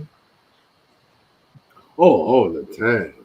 Oh, all the time, man. And it's crazy because when you say who you are, the first thing they go do, they will go do what they call it, duck duck go, right? That's one of the search engines. Or they go Oh, go duck, ahead duck, on, go. yeah, and then go to Google or go to Yahoo searches and everything. And they're like, oh, y'all, this or that. It's just like, you have many people that say, oh, well, your chief is such and such and such. And I'm like, how you gonna tell me who my chief is? You never asked me who my chief is. Mm. Like how you do that? You know? So yeah, that's another thing. And when I was speaking to my nephew, he put out information, and now you got people that's trying to gravitate to that and trying to use what he put out dealing with the tribal family. I said, nephew, it's for your family and your family only. You saw the post, and so he was Mm-hmm. like, I got you, Unc. You know what I'm saying? Because you have those that be like, oh, you how you gonna hold the information and all that? Like, bro, we don't know if you of the family or not. You know what I'm Yeah. saying? You got to show and prove yourself. You know, so I mean, they get upset because we say that and all, but hey, the truth is the truth. Yeah, I wanted to Yeah. say something to what Turtle Gang was just talking about and ChitoPa about that gentleman that called himself a chief. He just said that he was Chief so and so, right? Mm-hmm. Um, I told Pa, I said, see, this was on a Sonetter House of Consciousness uh YouTube podcast. Millions of people watch this podcast, and he's on there, and he's not even knowing his genealogy. Well, he's not even speaking on his genealogy. He just said, "Oh, he's Mississippian, and he's Chief so and so." And I told Pa, I said, "See, on this type of platform with millions of people watching, they need to have somebody like uh Miku Hajo, uh, Chatupa, Turtle Gang, Chief Eagle Elk, people that actually like y'all on the boots on the ground, y'all actually in the trenches putting in work, and y'all actually have the history, the true history. That's who they need to have on platforms like that, because that shit just confuses people. Hmm.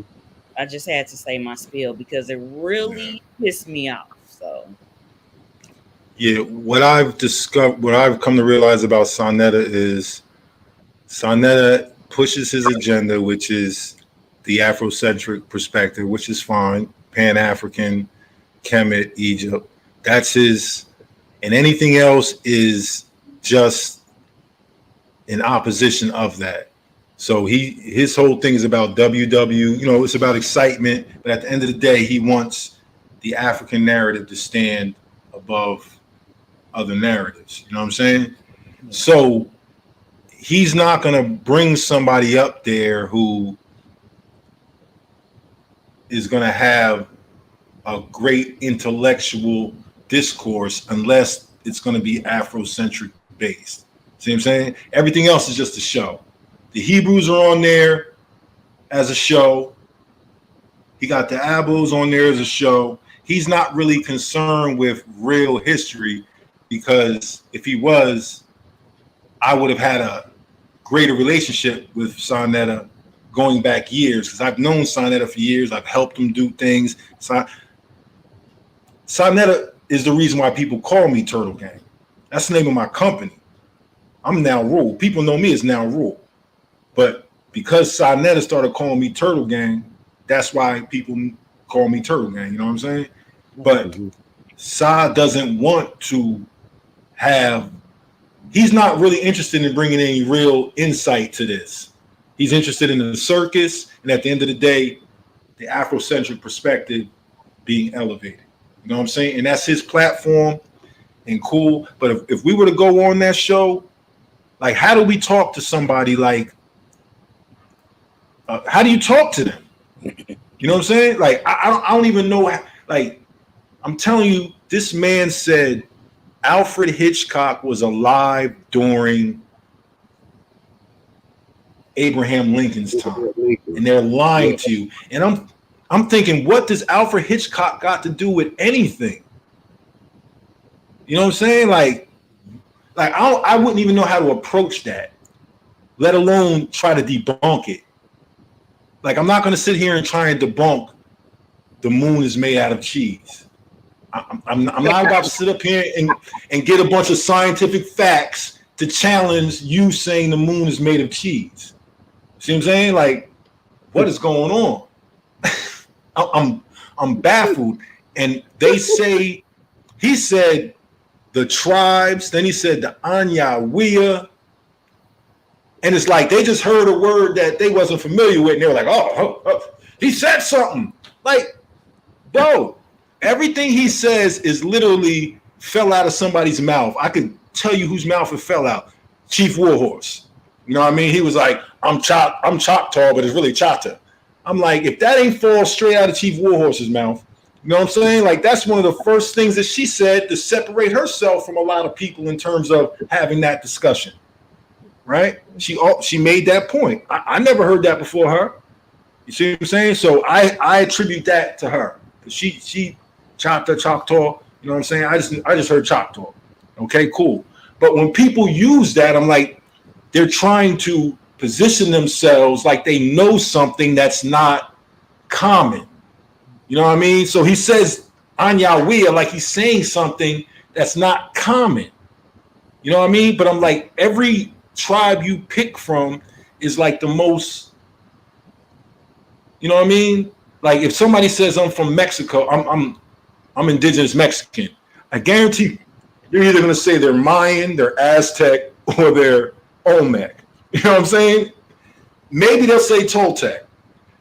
There's like 100 and something other tribes out there that they can fucking say, but they're only going to say the popular ones. You know what I'm saying? And that's the same thing up here. Like people say the popular tribes. This man said Mississippi, like that's not a region. Like that's like saying I'm a New Yorker. Okay. So is this Chinese man that was born here. He's a New Yorker too. It was part of New York. And you could even be from what part of New York. It don't like he's a Chinese man living in Queens. Don't make him a native from Queens. He's a Chinese man living in Queens. His culture is, see what I'm saying? Like saying you're a Mississippian culture. Guess what? A deer that lives on the Mississippi River is a Mississippian. You know what I'm saying? Like anybody that is a part of that ecosystem and that culture could say that. See what I'm saying? Yeah, it's like saying I'm indigenous. So's a tree, motherfucker. Pardon me, like you know what I'm saying? Like, see what I'm saying? Like, it's like you're not saying anything beyond these words that are trigger words for people who don't know the deeper, you know, can't have the deeper conversation. Right. It's just for sure, nephew. For sure, nephew. and that's the thing. And I'm like, and then you know what really got me? You're supposed to have an elder of the Seminole Nation.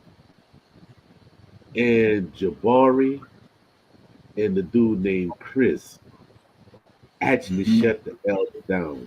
And I was like, because they were saying how it's impossible for Africans to come over on the slave trade and everything. So the dude was like, well, how did the Gullah Geechees then get over here then in the 1600s and 1700s and the 1800s? How did they get over here? Because it shows that the Gullah Geechee was helping and fighting side by side with the Yvmvse and the Seminoles in the war. You know what I'm saying? And like, dude, you from the Seminole Nation, you didn't know this? You didn't know this? That Africans who was enslaved, and you had other Indians that was enslaved, and they all went down there to the La Floridas, and you didn't know this? That's a primary thing right there to know if you say that you're Seminole. And I'm like, and you boast how proud you was to be of the Seminole Nation, but yet you didn't know the history? I gotta scratch my head. Now, how do you deal with an elder, someone who's an elder, and they are misled? How do you process that? How do you deal with that? You know what, Norris? I thought about that, and you know they say elders are stuck in their ways. So when they stuck in their ways, their mind is made up. Because he showed it on the show and everything, and I was like, oh boy.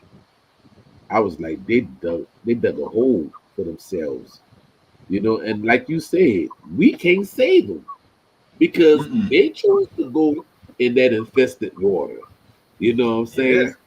And because like Sanetta said, they was in a hostile territory, you know, but yet they didn't know how to swim in that infested water.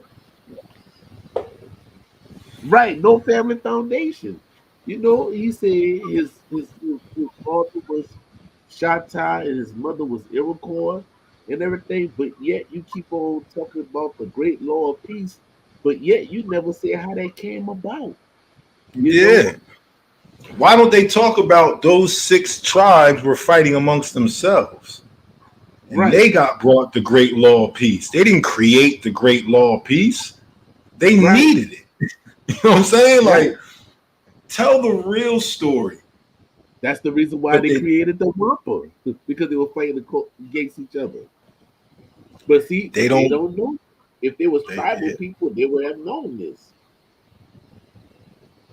and like even if you take an interest into your history and you've spent the past 10 years doing some real research, you're gonna have a better perspective on all this than them. Like, it's like they just read something and within the next few hours they're trying to teach it. You know what I'm saying? Like, there's no comprehension in the things that they talk about. One dude said, he's talking about the Gullah, right? And he says how they were created by this woman. And then you Yeah, read the paragraph, and yeah, it clearly says she wrote stories about them because she studied them. right. So how are you now trying to say she created them because she wrote books about them? Mm-hmm. And how is people even considering co-signing that shit? Hmm. It's a level of ignorance and stupidity that we have never encountered before in our lives, bro. On both sides. On both sides. Yeah, this is why we need people like y'all to speak out so that they will have some kind of avenue to hear true historical facts. Yes, I agree, and it's a it's a we got to raise a bunch of these young people up.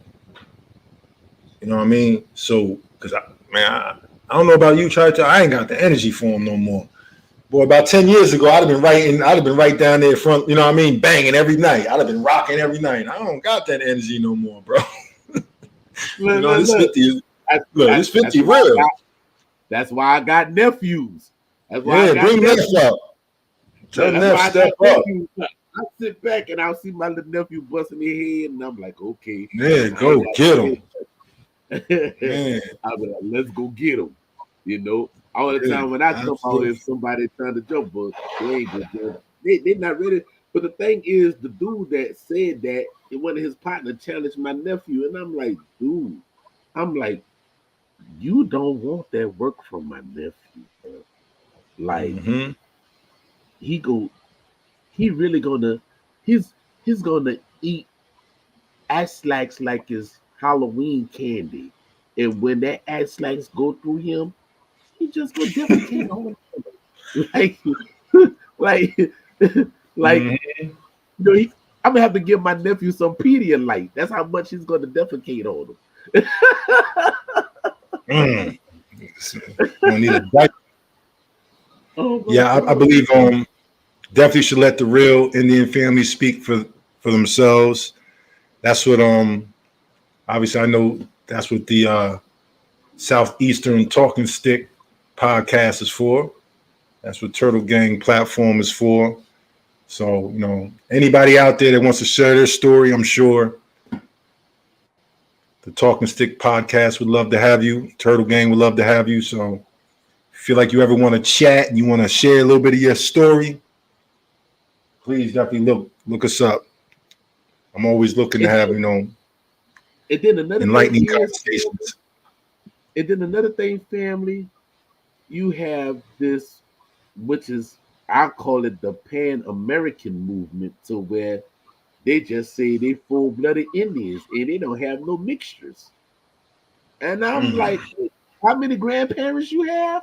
But you say you're not a mix? Where that happened at? You know? I guess A they full, saying one drop rule applies. yeah, a full blood is them people that be in the hills. Yo, have you seen that documentary? Them white people that have been marrying into each other for like 100 years, That's why they made them scary movies like the People of the Hills. Texas Chainsaw Massacre and all that. Yeah, the hills got, if the hills could talk and the hills got eyes. Yeah, Yeah. those are full bloods. That's what a full blood is, bro. Right. That's a full blood. Like, what type of isolated community are you from that in 2024 you're a full blood? This is insane to me.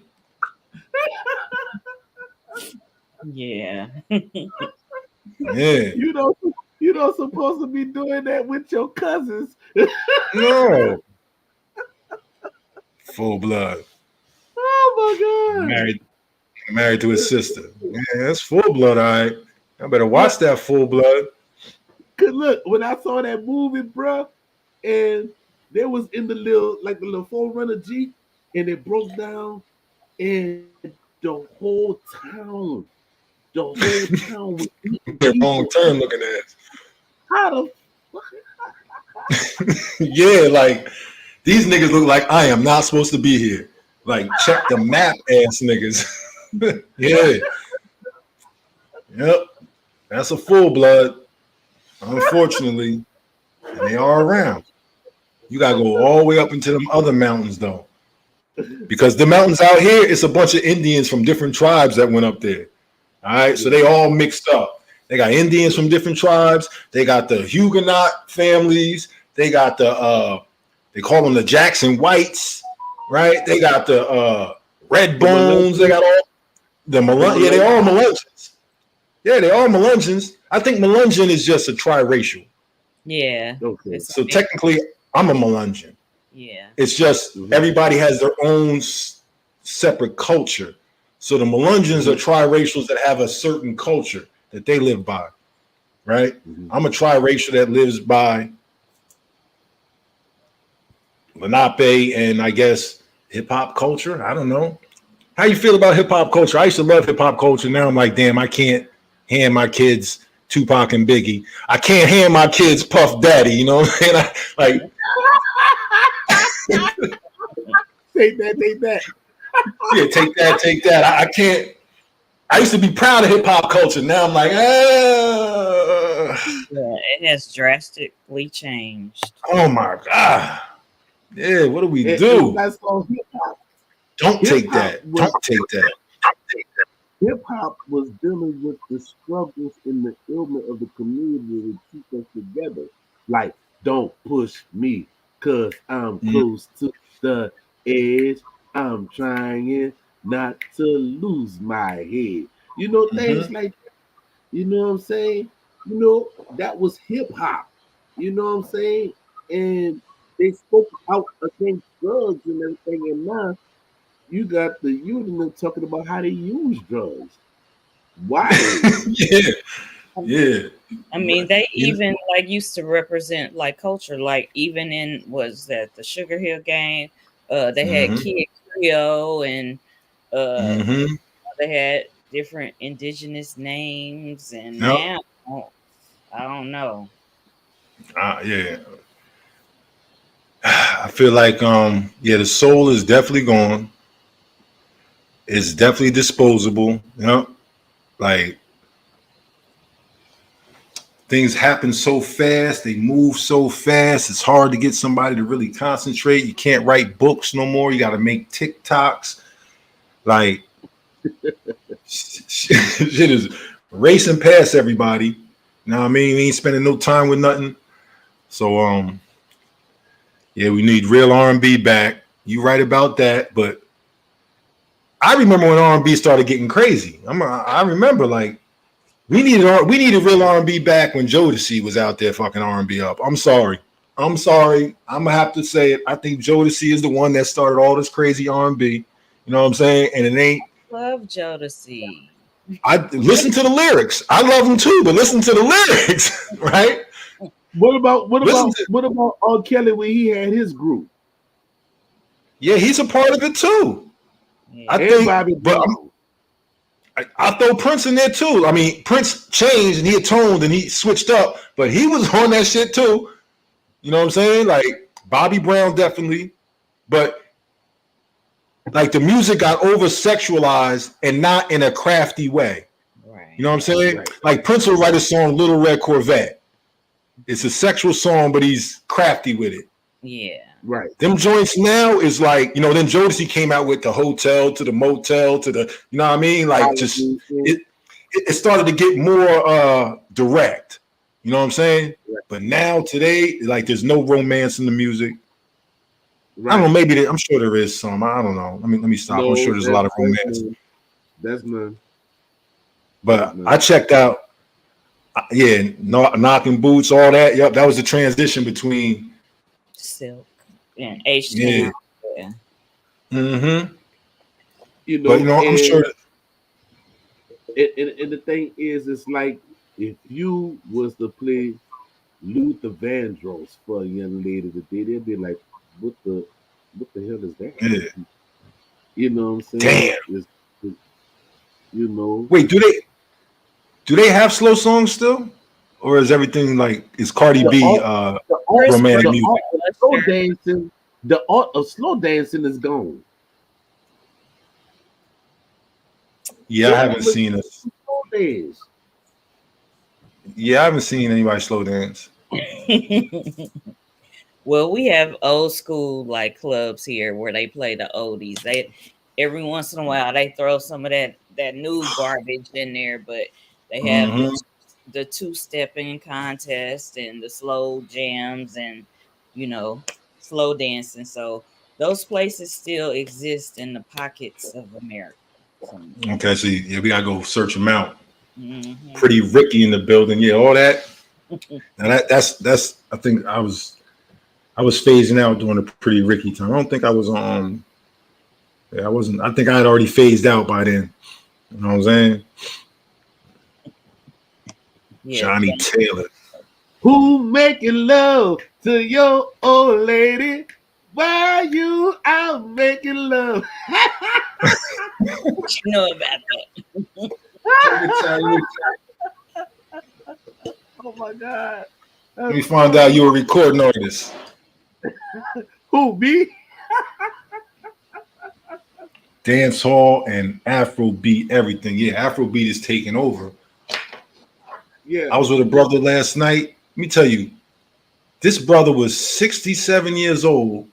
And when he told me he was 67, I was like, oh my God. I thought he was like 45 years old. But he's a producer. He lives in Africa and in Brooklyn, back and forth. But he's an Afrobeat producer. You know what I mean? Dope dude. But I'm telling you, he looked young as hell. Matter of fact, I'm gonna show you a picture of this dude. And what's crazy is he knew Puffy. He used to work with Puffy. So I asked him, I'm like, what's up with all this shit? He was like, oh, I wasn't around him then.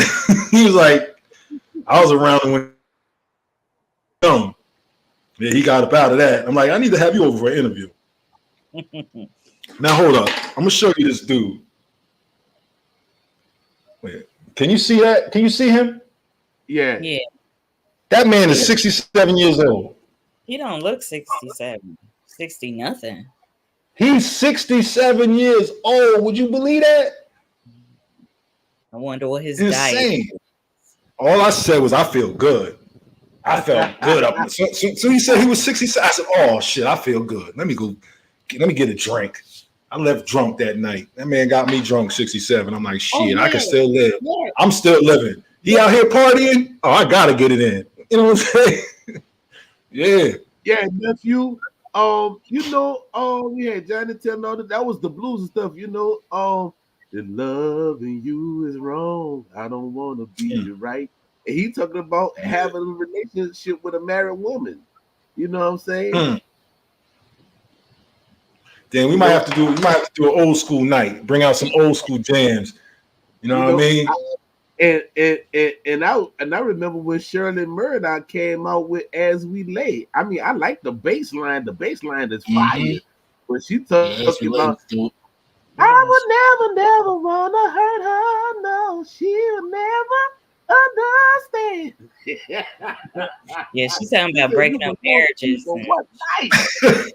Well, now it was some of them back. Now we can't act like all of them was, you know what I'm saying, like wholesome music. It was some some racy shit. You know what I mean? I think the Weather Girls was a little racy.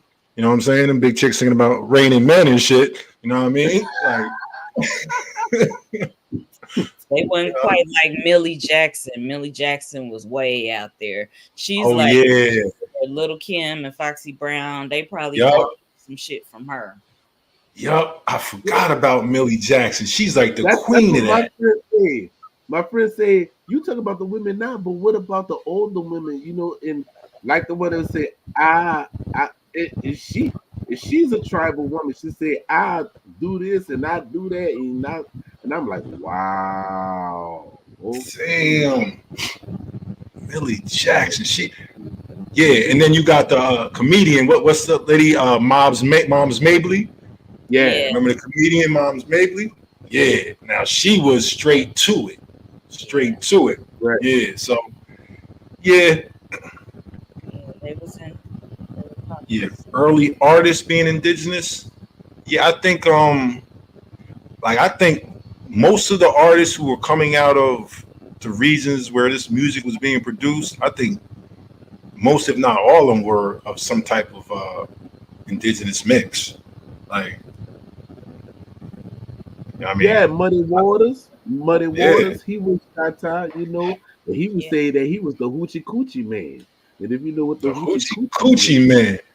man, Is that and look, Mm. and that's St. John tribal. Conqueror Root? Is that him? Yep. Chaka, Michael, Prince. Who else? Of course, Jimmy. Um, who else notable? A lot of them. A lot of people. I remember I did a thing on that. Different indigenous Americans, music wise. I think Diana Ross is Yeah. got something in her. It's quite a few people though. Lot more than we realize. You know what I'm saying? But yeah, and even like So my Cam it's a Grill, lot, yeah.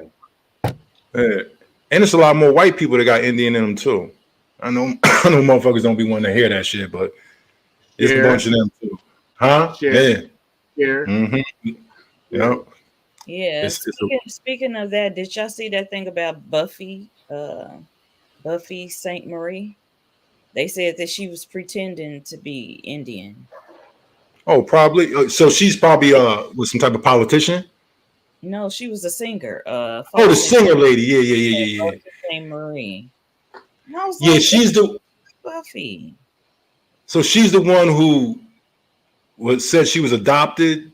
Yeah. Yeah, yeah, yeah, yeah, yeah. She was lying. That was an outright lie. Some of them people, they be getting them on technical shit, like, but that was an outright lie. Yeah, I That's mean, they fucked up. showed her birth certificate, her family, but she looked different from her family. I guess maybe she had some inner things going on to where she just wanted to move this way. Well, Miley Mm, Cyrus and her daddy said it was Cherokee. yeah. Well, you know, it's like so the same argument that a lot of people well, put it this way. There's a lot of people that are gonna find out if they exhaust their, really do they're gonna find out they're Indian, but not in the way that they thought they might have been. You know what I'm saying? Like, I just be honest with you. Like, who I thought I was 15 years ago, as opposed to who I know I am, I had to, you know what I mean, adjust some of my psychology, just being honest, right? So I think there's a lot of people that are gonna have more of something or less of something in them, you know what I mean, once they start getting further in their journeys, you know what I mean? But not. Actually, it wasn't. Let me yield the floor. I'm losing my train of thought at this point. I lost my train Yeah. of thought. I ain't afraid to say it. Yeah, I think But because we had talked about Buffy and how she was claiming to be yeah. Indian, said most people. Oh, okay. Oh yeah, well, yeah, most people don't understand what made them Indian. Sometimes it's just being a part of a community and the culture. You know what I mean? And genetically, you come to find out you're not what you thought you was, but culturally you are, and you identify that because that's what your community is. You know what I mean? That's something I had a some people in my community identify as Africans, some identify as natives, and we all family. That's just the perspective, you know what I mean? So some of these people are going to find out they Indian, but not in the way that you think. But it's genetic people who are genetically Indian that don't live the culture, and the Indian will tell you they're not an Indian. You know what I'm saying? Because they don't live the culture. So you know, it's a lot of ways to look at this. That's what I'm kind of finding out in my journey. It's a lot of ways to look at how you see yourself as an Indian. It's And not you have a just lot cut of and dry. and you have a lot of Indians who are Christians that don't do the traditional ways. And Yep. then you have some Indians that do the traditional ways and they still Christians, you know. Mhm. Just like you have people of African descent that actually was Christians, but at night they practice Ifa. You know what I'm saying? In the Mhm. many other traditions, you know. Sound to Yep. All that. Yeah. So it's funny how we talk about who we are, but people still like to use the United States as a measuring stick to determine who or what you are. You know what I mean? And for me, like that's just colonization. Um, I was taught that your community, you know, you can claim what you want, but does your community claim you? You know what I mean? Mm, And that's when you mm, start getting into who you really are. You know what I'm saying? mm. Like it's hard to stand alone. No one man is an island. You know what I'm Right. saying? So that's why I urge people to get to your community. Get your community. Find your community, your family and your extended family. That's what I mean when I say community, your family and your extended family. That's going to tie you right back into whatever tribe you come from. Mm-hmm. Yep. Lashonda says she has French blood. Yep. I got Dutch and Irish. Yep. I got French, Spanish, a little bit of everything. Yep. Right. And Yep. most Right. people do because we have so many grandparents. It's like Yep. those little 23andMe little DNA tests only look at 23 markers. How many markers do you have? Mm. More than 23. Exactly. Yeah. I didn't do 23, man. I did regular ancestry, and I was pretty satisfied. It matched up with everything that I had, like history wise, like all the little like it like the locations of where they were saying my ancestors were at, all matched up with our history. You know what I mean? And even it even identified the East Southeast Asian DNA. You know what I'm saying? So yeah, it was way more accurate than I thought. And for years, I I ain't gonna have nothing to do with no DNA. I was like, fuck that. That's you're not getting me with the DNA. But hey, I went and did it, and I definitely was pleased. I was relieved on levels. Like now, I know exactly how much African I am. You know what I'm saying, and I can speak to it. You know what I mean? And honestly, I thought I was more African genetically than I actually am. And when I got my results back, I'm like, damn. You know what I mean? Like I had a lot more indigenous ancestry than I presumed from different places too. Like I got South American ancestry. But when I look at our migration, that's accounted for in there too. So I don't know how people feel about the DNA, but Yeah, I didn't get mine done. My sister, she got it done. I believe it was 23andMe. And I was just like, I know we got more than 23 markers. We have so yeah, many grandparents. So I know that's not going to pick up everything. So I didn't do yeah. it.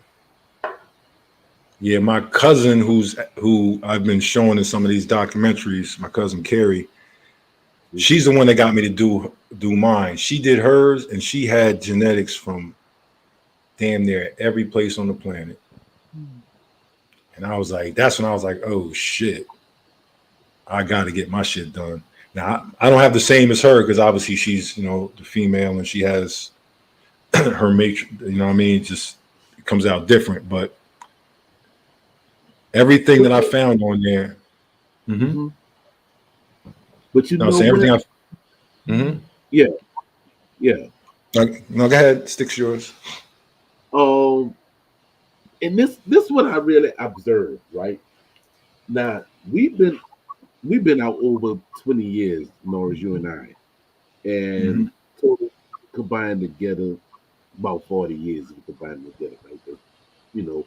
But what I have never ever seen, I have never saw the Toby Hot Top get up there and fuss with another European about their genealogy and their culture and heritage.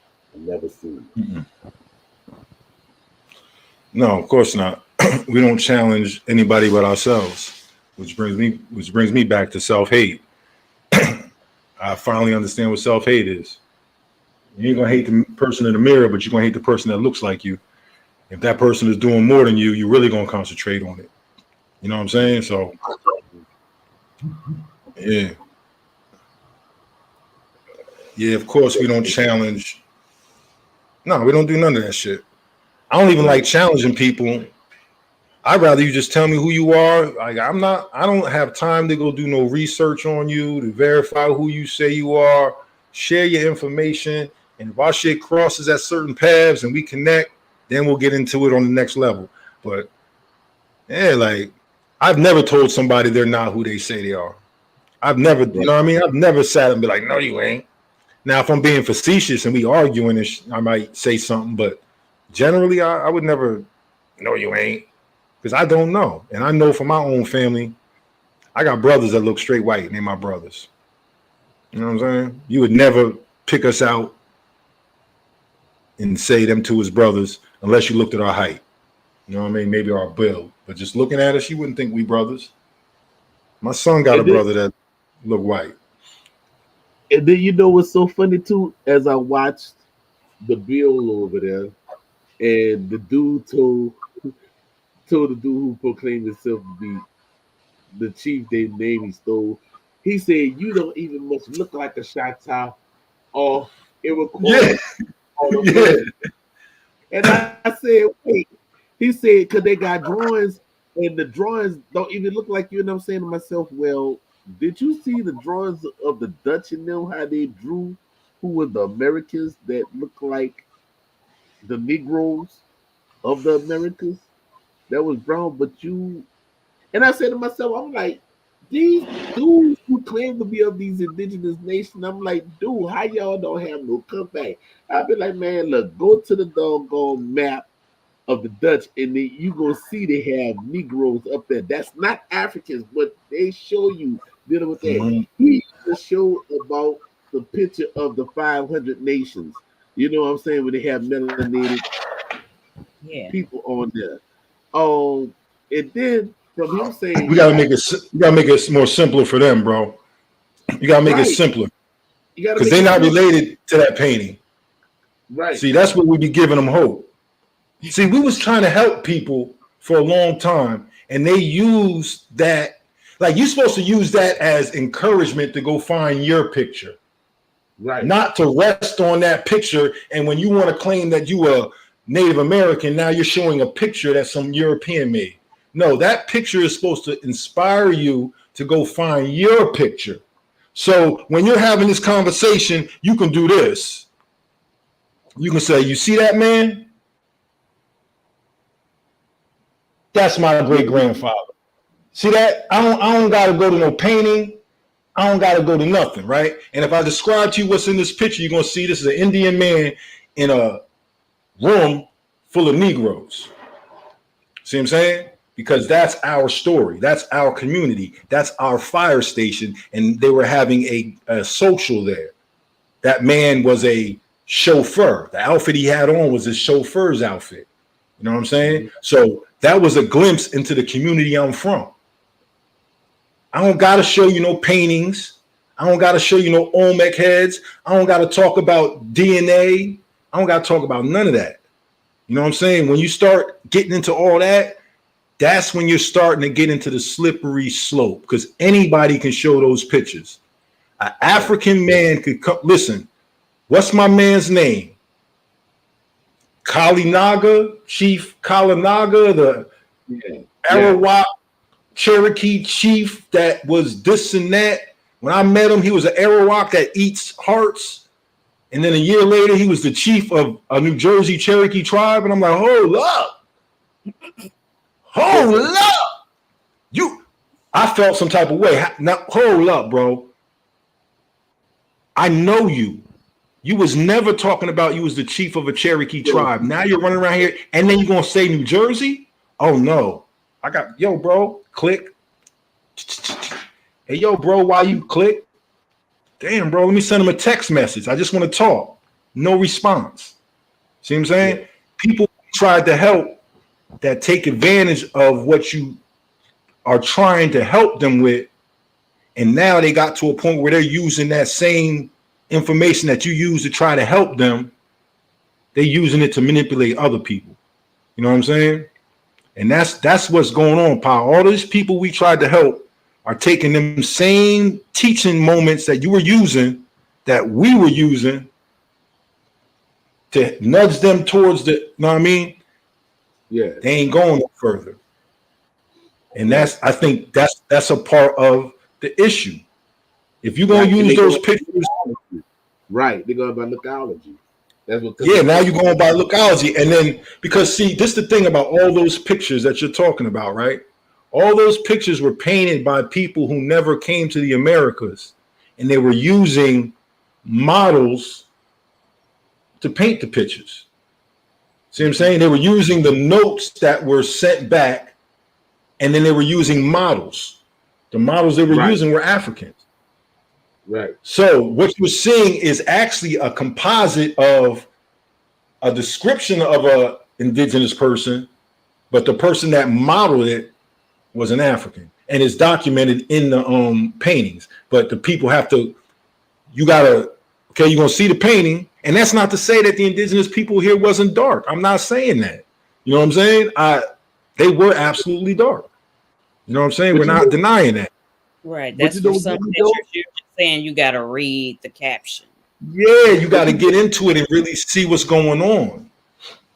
But you know what get me though? When they always talk about my family, they always show the picture of the Yvmvse wall.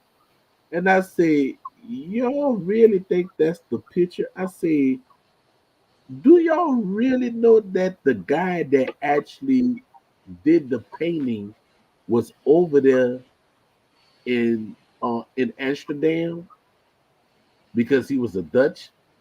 So he never made it over here. Like you say, he read the letters about what happened, and that was his depiction. Because they, old boy who was trying to shoot at you talking about, the Yvmvse them had shields and everything, and they had flags and stuff. And I said, do y'all know what kind of warfare that we did? How in the hell we gonna have flags if we was dealing with warfare? How we gonna have shields if we gotta run through the doggone swamp and forest? So what the hell we look like carrying shields for? Shields. You're absolutely right. And that's because that's them applying what they know, and it's European based. You know what I'm saying? Right. Carrying shields. So that's African. That's European. Like I ain't never seen no. Bro, did y'all use shields? Nope. Yeah, I don't think I ever seen no.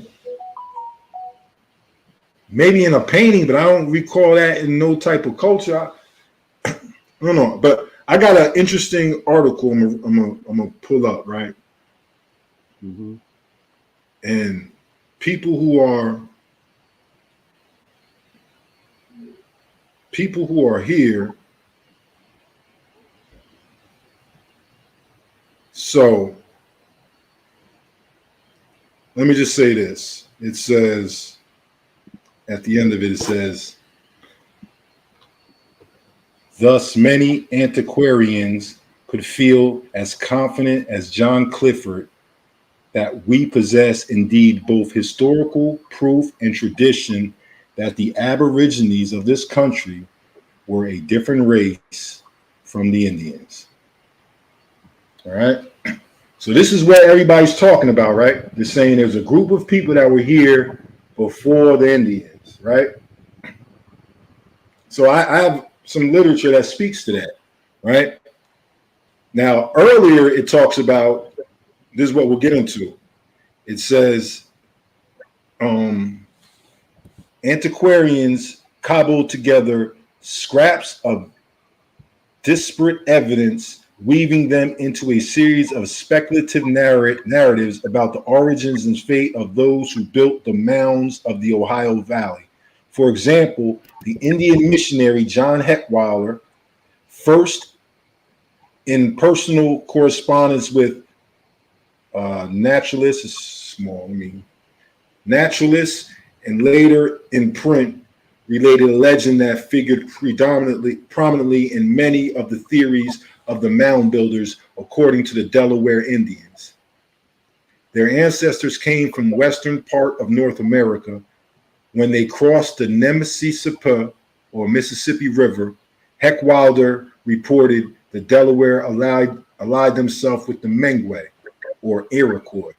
The Delaware and Iroquois made war upon and drove away a people they called the Allegwe, who were settled in the Ohio Basin. The Lenni Lenape told Heckwaller that the Allegwe were a wonderful people of gigantic stature, building fortifications and burying their dead in holes over which they threw mounds of earth. The battles took place over a number of years, after which the Allegwe emigrated to the Southwest and never returned. So this is talking about a group of people that the Lenape and the Iroquois encountered in the Ohio Valley, right? Who they attribute some of these mounds to. And it says they were giant in stature. See what I'm saying? So these are some of the people they were talking about that were here, right, before the modern Indian. So there were people here, but they were giants, like they were different races. See what I'm saying? So I'm not saying that people here can't be descendants of them, but them people, those other races were even absorbed into the more recent races. See what I'm saying? Like, so when people are making claims that they come from people who have always been here or have been here longer than the traditional Indians, that might be true. But that means you're going to come from a specific group of people. See what I'm saying? And like, I don't know who's watching this now, but this is something that somebody would take and try to use to prove a point. You know what I mean? But these people are specific people. You know what I'm saying? And you can trace them even after this. And we could almost talk about who they are. You know what I'm saying? If we really wanted to get into it. You know what I mean? So what I'm trying to say is that there is some truth to some of the things people be saying, but they don't know how to apply it historically. You know what I'm saying? So I don't know if that makes any sense to people. You know what I'm saying? Yeah, that makes a lot of sense to me. There is a lot more evidence of things that people talk about, but it's not from the perspective or the vantage that people are trying to make it out to be. Any races that were here before the modern or traditional Indians now would have been absorbed into, right? When the Aztec entered into Mexico, they absorbed the remaining families, right? The Toltec and Mayan families, they absorbed them into the people. into the culture. So it wasn't like, but see, a European to tell you they waged war on them and took it over. See what I'm saying? When really they came to an agreement. You know what I'm saying? And they merged. The Aztec brought the Nahuatl language, and they merged the language with the culture that was already in place. So basically what they did was they used new language and kept the old laws. The old laws would be the Toltec, Mayan, Olmec, you know what I mean, would be those laws. So you have a merge of the two cultures. You know what I mean? You also have a merge of the people. You know what I mean? So, and these are the type of things that would have been happening all throughout history of mankind. But if the white man tell us it was all confrontation and war because that's how they move around the planet. See what I'm saying? Mm-hmm. So a lot of times we look into things and we only look at it from the perspective that they presented to us, which is, you know, based on their nature and how they engage in things. See what I'm saying? So, yeah, there were some people here prior to, right? Look, it's the Walam Olam. See, this speaks to our migrations. See that? Mm-hmm. Right? Show, like, it's got more to that, shows where we went into South America and all that. But, and it come off glyphs that are on tree bark. You know what I'm saying? Like this is the translation into a book, but it really come from glyphs that were carried around by the people. And in these we have like what they would call not a king's list, but we have our chief's list. You know what I mean? That documents a list of chiefs from the time of, as they say, the Bering Strait. Like we got all that information. See what I'm saying? But and this is a book that would have been put together before the idea of the out of Africa theory was ever even thought of. You know what I'm saying? Yeah. While you looking for that, Norris, because of Christina, can you share that the picture that I was talking about dealing with the Yvmvse wall drawing? Yeah. Let's show you this. See how the glyph is? See the glyphs? Yeah. Yeah. So this is where some of the oldest Lenape history and information come from. You know what I mean? Come from these parchments that were made out of tree bark, and it much of it reads similar to what we would call Genesis, and that's getting into a whole nother story. Drawing, cousin Christina. Huh? Where's the drawing at? I put it right there in the screen at the bottom. Can you see it? Let me see. Yep, certain people have giant genes because that would have been absorbed into their genetics at some point when them people were absorbed into the modern races that now occupy the land. That's why you have people that pop out and they 7 foot.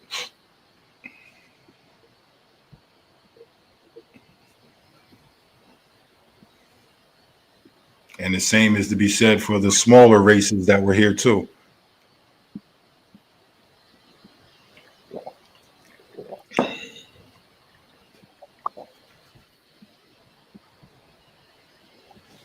Yeah, I'm trying to find it.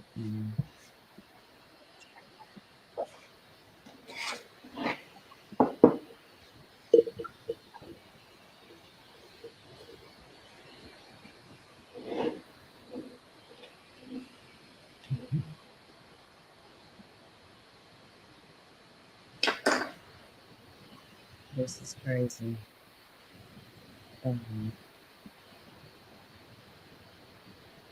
I did have a question, but I'll go back to that.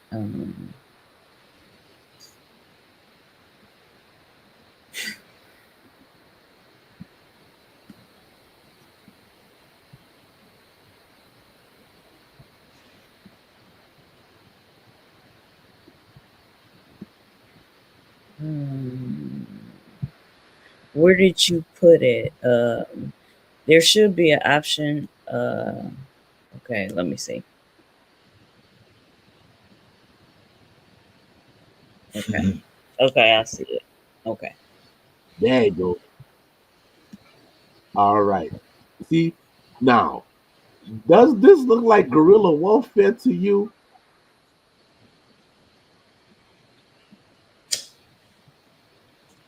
Absolutely. I mean, didn't we create guerrilla warfare? Right. But if we doing guerrilla warfare, this not guerrilla warfare tactics right here. No, that looked like planes. That looked like planes. Like I don't. But my thing is this: if we doing sneak attack, you're not gonna see nobody coming at you. So how they gonna draw pictures of us going to war Yeah, those are when just. when they even see us coming? Yeah, those are just artistic. This is what we have to understand about art. And I don't know, like everybody has to remember this, right? Art is a way of controlling the narrative. It also is meant to tell, like I said, a picture's worth 1,000 words. What 1,000 words? What are they trying to convey to you? It ain't. This is not a snapshot, a Photoshop. Let's take a selfie, and it's a picture of accurate things that were going on in that moment. See what I'm saying? Ain't no horse gonna pose for that. Nobody posed for this. So these are just artistic renditions that are used almost in the same way like slanderous comics are used when presidents are running for office. You know what I'm saying? Things like that. These things, they're to push an agenda. You know what I mean?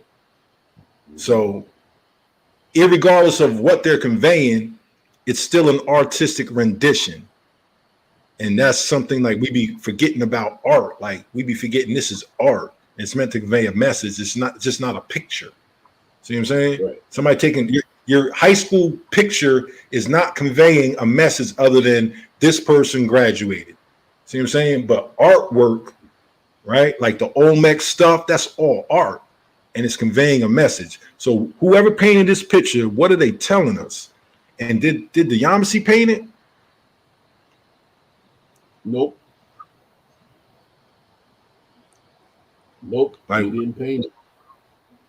Yeah. I used to, but this is a part of the journey that we all go through. This stuff gets you to the next level to where you're like, you know what? I see what I'm seeing, but I gotta substantiate it on another level. You know what I mean? I don't know why people aren't turning into their families. You know what I'm saying? Like, yeah, I don't understand it. Mm-hmm. Yeah, I did have a question when you were talking about your migration. You said South America, and you had showed the map. Yeah. I was gonna ask Pa, could he break down real quick? Um, is there? Well, I'm asking the question: is there a connection between the Itzamaya and the Yvmvse? Yeah. Yes. Yes, it is. Do you And care to break that down, sir? If I was at the green cone, I'd tell you at the green cone. Okay, okay. I just saw a window to ask that question because he had, mentioned that. yeah. Now check this out. What I talked about earlier when I was reading from this thing, now that's perfect segment for me to continue to read because this is going to speak just to that. Because I was talking about remember we talked about the Alegui, right? Who were of larger size and got pushed south, right? So it says early national antiquarians connected the legend fragment with another drawn from the Aztecs. So what are they saying? The Lenape have a legend of a people that we pushed out of a territory at a certain time. Another group of people have a legend of when they were pushed out of an area at a certain time. This is how you put the histories together, right? So this one group says they got pushed out of a certain region at a certain time. Another group is saying they pushed out a group at a certain time. So this is who this is talking about, right? Early national antiquarians connected the legend fragment with another drawn from the Aztecs. According to the Abba Clavigero, an 18th century historian of Mexico, the Aztecs dated their arrival in a country of Anuak, a province of Mexico, in 648 BC. Aztec and history and hieroglyphs attested to a northern ancestral emigration by a people. The Olmecs, early national antiquarian, fused these legends, concluding the modern Mexicans are formerly the Alegui. Evidence from early exploration accounts suggests that when the Spanish settled New Orleans, they discovered the Natchez, Nacogdoches Indians and the Mississippi and Red River to be of the same race of those in Mexico. And a matter of fact, and most people say Natchez, but it's actually Nacogdoches. That's the correct way of saying it. Yeah. I know I ain't say it right, but the point is, all those people are all the same family of people. You know what I'm saying? And part of them was pushed down from the Ohio Valley, coming through the Mississippi Valley, right? Got pushed down into the Mississippi. Yeah, like there's mound builders who build mounds as ceremonial mounds, and then there's the burial mounds. You know what I mean? So it's always cultures merging and forming new kind of cultures that's based on the ones before. So when you're talking about some of the relations we have, these are some of the accounts that would have brought those relationships about. Yeah, you know what I mean? Because even when we talk about groups fighting, they still make agreements after the fighting's over. You know what I'm saying? Like it's still peace, right? Yeah, it's still other. Yeah, it's not just like and that's it. You know what I mean? That's not. Things wouldn't have worked that way because I think when people go to war, right? Tribes go to war.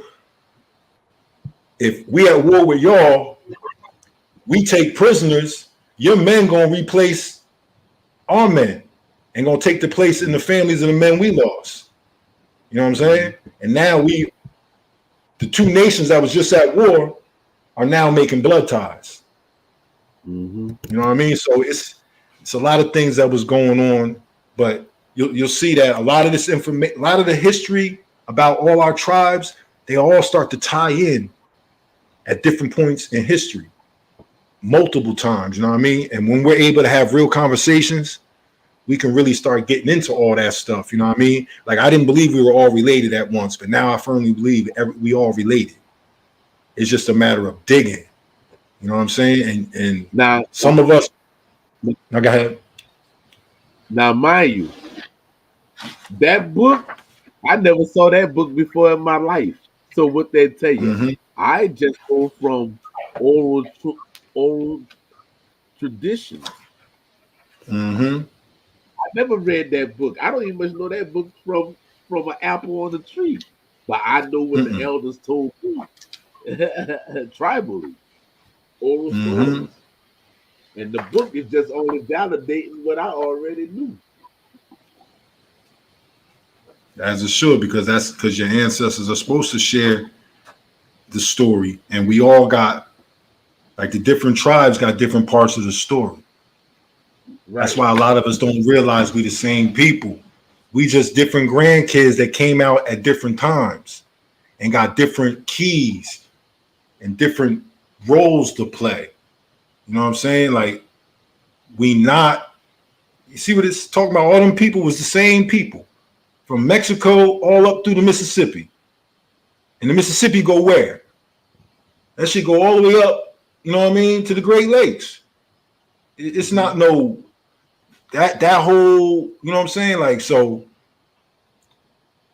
when we really start getting into it and everybody get past all this craziness and we can really start getting into the next level of understanding, like, that's when stuff like this is going to open up doors for people. But we all got to kind of get on the same page so we can really understand what our roles and our positions and all that is in this whole gathering of the nations. You know what I'm saying? Because we literally all related, even the ones that you think you're not related to. You know, just take time. That's it. Even the ones you think you're not related to. I learned like some people I'm related to, but I'm related to them through our white ancestors. You know what I'm saying? Like, I got Indian cousins that are my cousins because of our white ancestors, not because of our Indian ancestors. See what I'm saying? But we still cousins. They still like, we cousins. You know what I'm saying? Like, look, I'm like, damn, we cousins. That's crazy. But it is what it is. You know what I mean? But I think people are getting over the whole shock of finding out who they are. Those who are just now finding out, I think they probably should be ready to settle down in some real information, some real growth. You know what I mean? As opposed to this free for all that's going on. So hopefully we can be the type of people that they can have these conversations with. And get them back on the right track. Get them on the right track, yeah.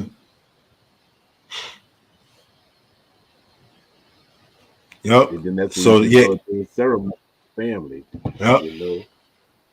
So he's talking about Panther Warrior speaking in the Piscataway lineage. Absolutely. And they made it as far as, I don't know if you're talking about that, but they made it as far as Jersey too as well. They're another group that came up to Jersey. It's actually Piscataway is the actual okay, yep. See? Piscataway is the actual city in Jersey. That's where Rutgers University is located. It's in Piscataway in New Brunswick. So they got they hold a place in New Jersey Indian history. You know what I mean? And they would be Virginia Indians that migrated up here. Them and the Lenape is another group. That's another group that migrated into Jersey. And they have they actually have state recognition. So yeah, a lot of good information, a lot of good history. Thank y'all for having me tonight, man. It's good to be able to have a conversation that doesn't turn into, ego and fighting and wrestling and all that. Ugh. Yes, we appreciate you, Turtle. I definitely appreciate you as well. Definitely. So Panther Warrior says my lion's Mary. Okay. See? Foreman liver lineage. See, I'm gonna have to. So my bro, my Delaware bro, he'll know all that stuff. He'll like. That's one thing I learned too. Like, they got so many records out there. We be fronting on, like, they got records. They have they got stuff going back. They know they stuff going back like 14 generations. You know what I'm saying? And when they start looking things up, they can find out exactly, you know what I mean? So all this type of I'm gonna pass this information on to my bro. Mm-hmm. And he gonna not to verify it, it's just like people like to know, they like to know each other. That's why we share the information. You know what I mean? So I definitely like to have some discourse with Panther Warrior.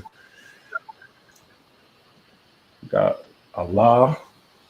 I'm not sure if I pronounced that right, but had a lot of interesting things to say. Yeah, she did. Yeah, definitely. She was in the conversation heavy. I appreciate that. Kitty Fire as well. Yeah, I felt like Shonda Alexander. Yeah, it was a nice original truth in the building. It was a nice little, chat going on. It's a nice intimate setting. It's a nice intimate Yeah. setting, you know what I mean? You know, and I like to thank my nephew from saying that, to share the live, because he said they had about 10 people. But Ayla. those who are Ayla. in there, they're in there because they was drawn to it. Because we've been pushing out the blast all this week, you know what I'm saying? We've been pushing the blast. Mm-hmm. So I mean, hell, it's on YouTube. So they're gonna come across and they're gonna be like, oh Lord, this is a new podcast. Okay, let me see what they're talking about. You know what I'm saying? And the thing is, we putting out correct information, and that's what we do. Mm-hmm. We're not attacking nobody, we just attacking the misinformation. That's it, you know, and Yeah. say try the spirit by the spirit, as they also say. If you say that's what you are, then you gotta stand on that. That's Don't it. live in the that's plain and simple. Then when you talking about laws, then you gotta know where the laws come from and what derive it, and where you get the delegation of authority of the laws from. You know what I'm saying? That, you know. Absolutely. Absolutely. So once again, bro, I appreciate it. It's been I had a long night last night. Been a little, my energy Yeah. has been a little down. So sorry I couldn't turn it up a little bit for you, but I think this was a nice little Oh, it was conversation, you turned know up what I mean? enough. She I'm did. It usually a was little turned up I'm enough. usually a little more animated, but it's one of them days. But yeah, I know you wanted to really get at them dudes a little bit more. I'll be wanting to too. Then it's like I gotta reserve that energy for being able to share real information. I found But you know myself what? last year. Mm-hmm. But you know what, cuz it's not about getting at them because they already got gotten. You know what I'm saying?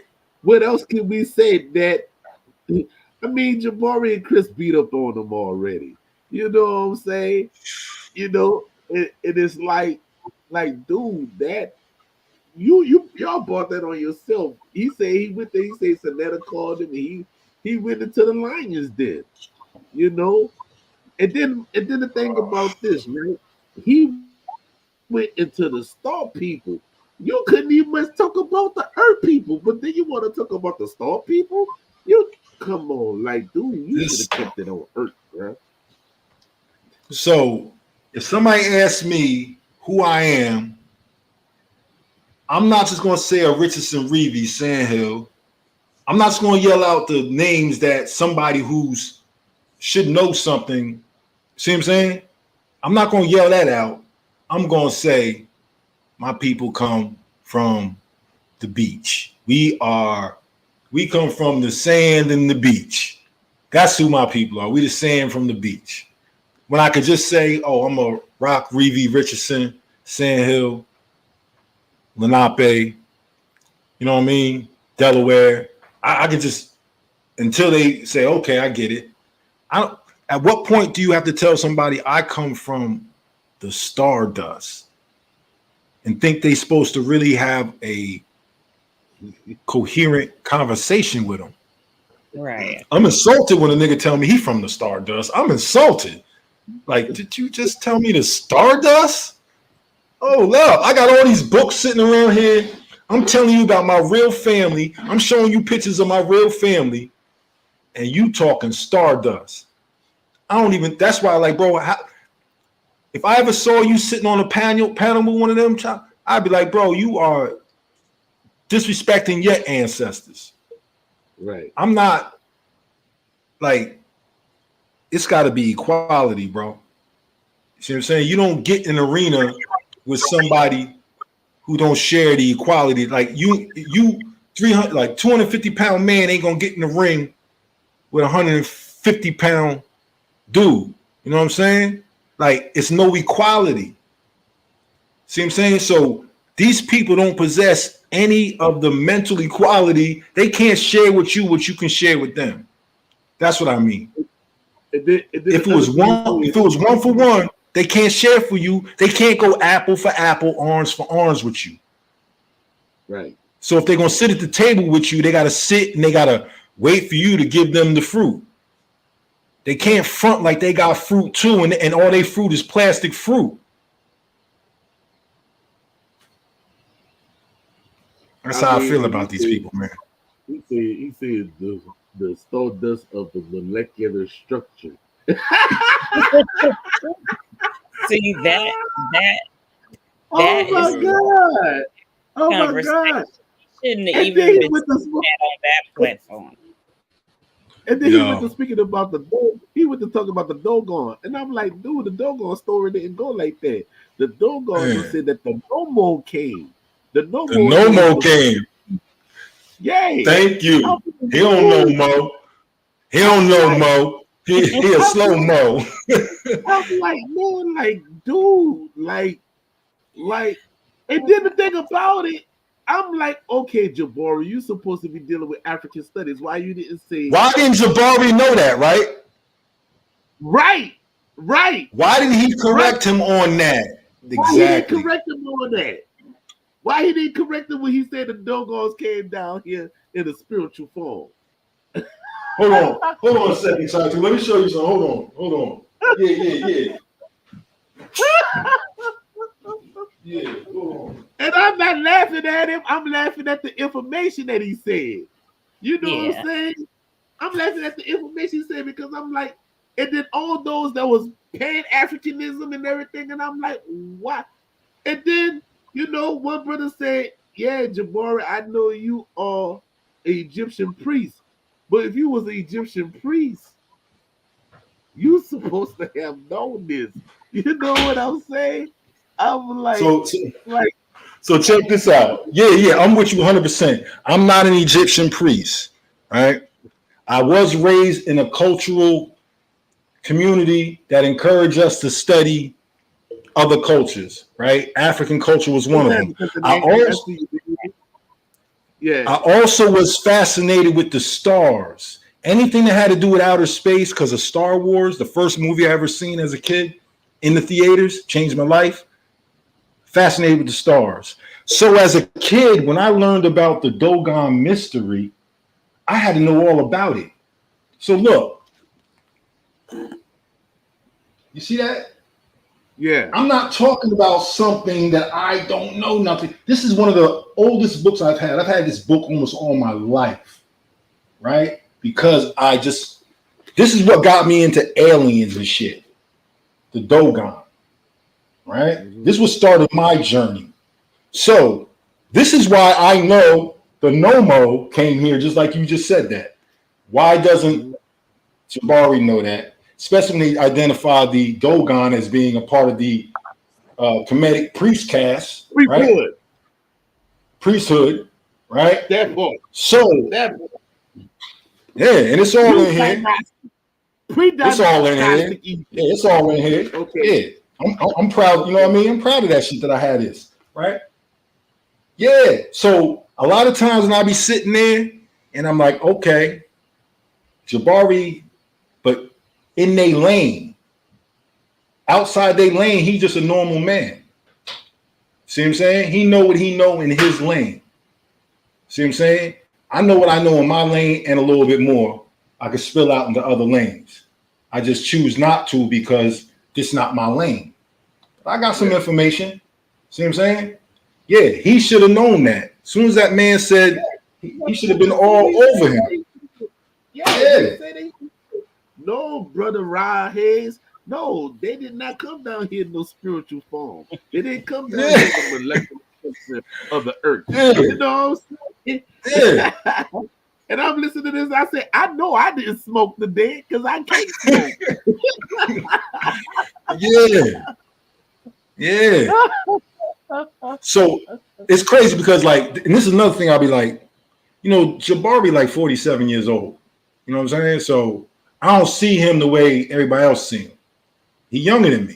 You know what I'm saying? I respect his knowledge, but you know, as anybody here know that somebody could be younger than you, could be more accomplished than you, could whatever.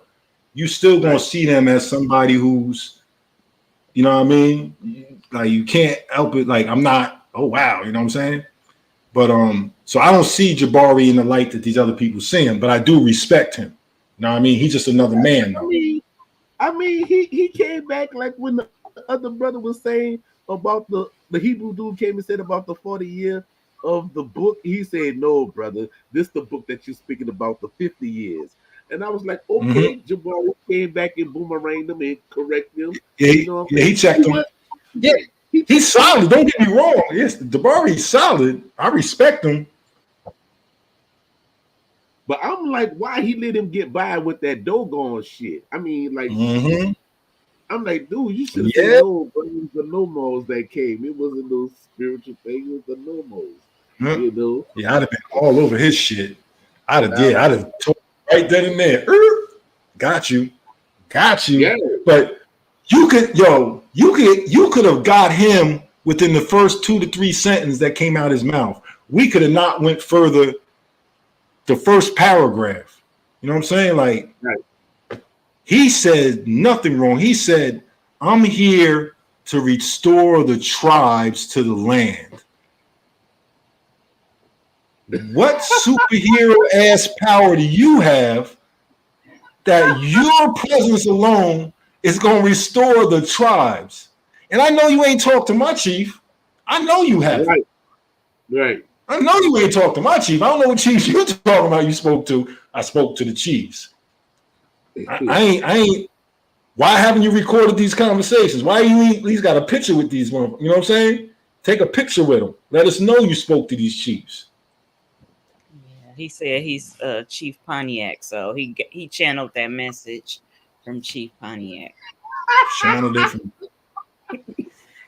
So Chief Pontiac speaking. He channeling in English. You know who else got him though? Brother Inky. Brother Inky was asking him questions because Brother Inky was the one that asked him about, do your people believe they came from spaceships? You know what I'm saying? And I said, wow. I said, because I can tell what they did. They went to go study him. You know what I'm saying? And they asked that question. I said, boy's about to go downhill from here. I'm like, I don't know. Well, y'all didn't say nothing when the Dogons in them said that. Like, well, the star people was actually the fish people. There was Dogons. Yeah. They didn't come in no spirit form, you know. He said he was just saying, bro, what I also noticed that he'll say something and then he'll say it backwards just to because he's just saying words.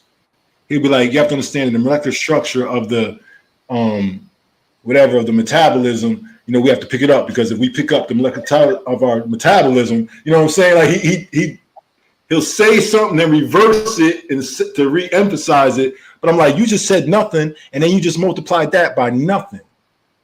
And what are we supposed to be getting out of this? Like, I don't.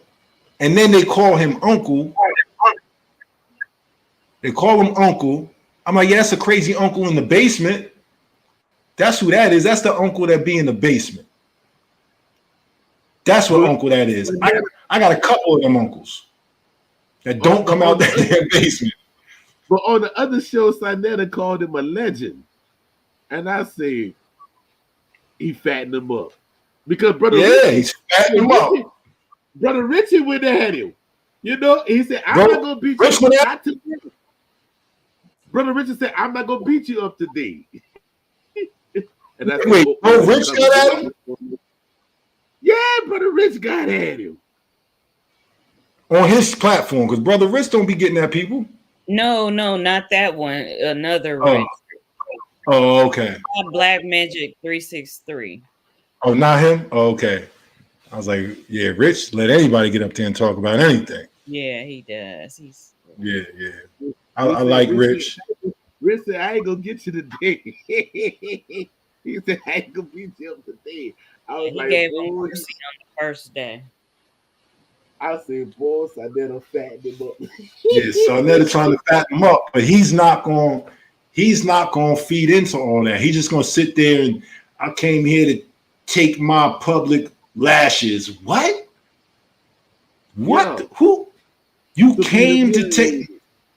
So now you're like this martyr. And then he like did it for the culture. He said he did. He did it for the like, culture. I'm like, what culture you doing it for?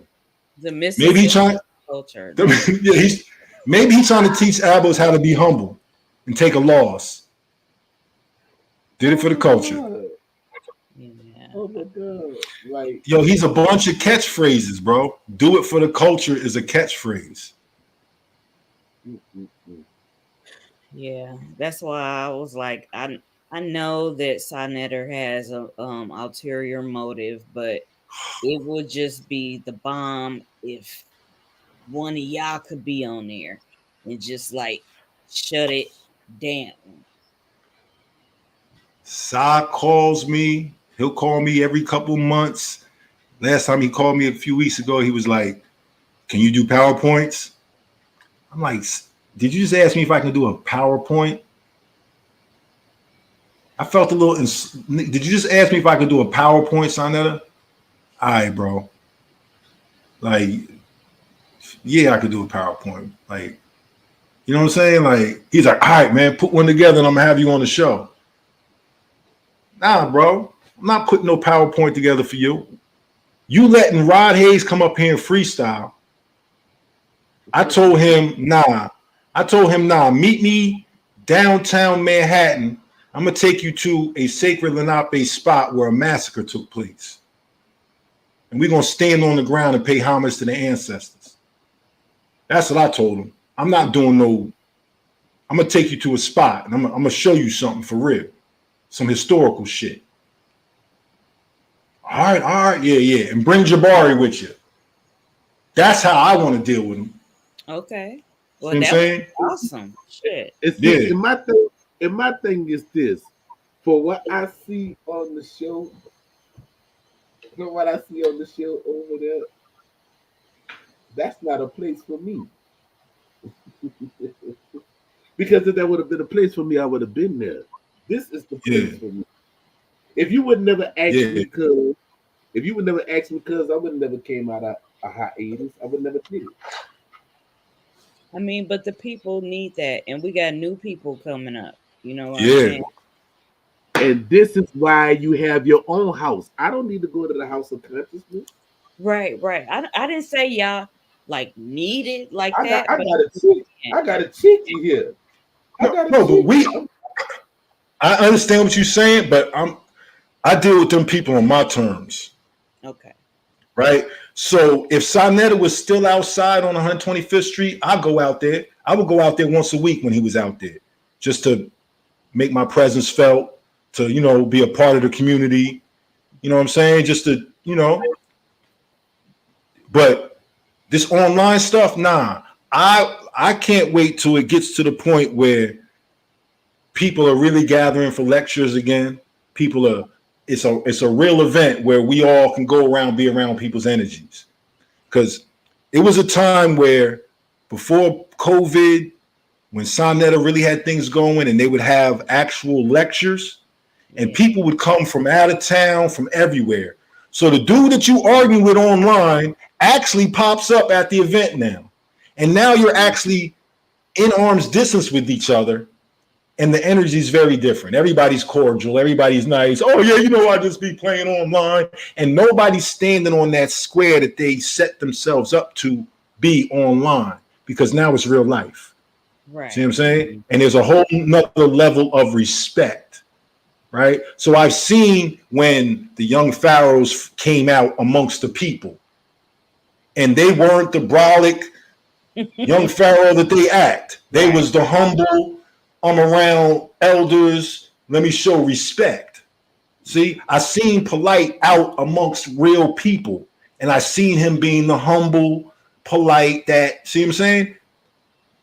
Shit you don't get online. So my thing is, when we can be in those environments again, where y'all talking crazy about the Hebrews till it's 10 of them standing there and they're all 6'4".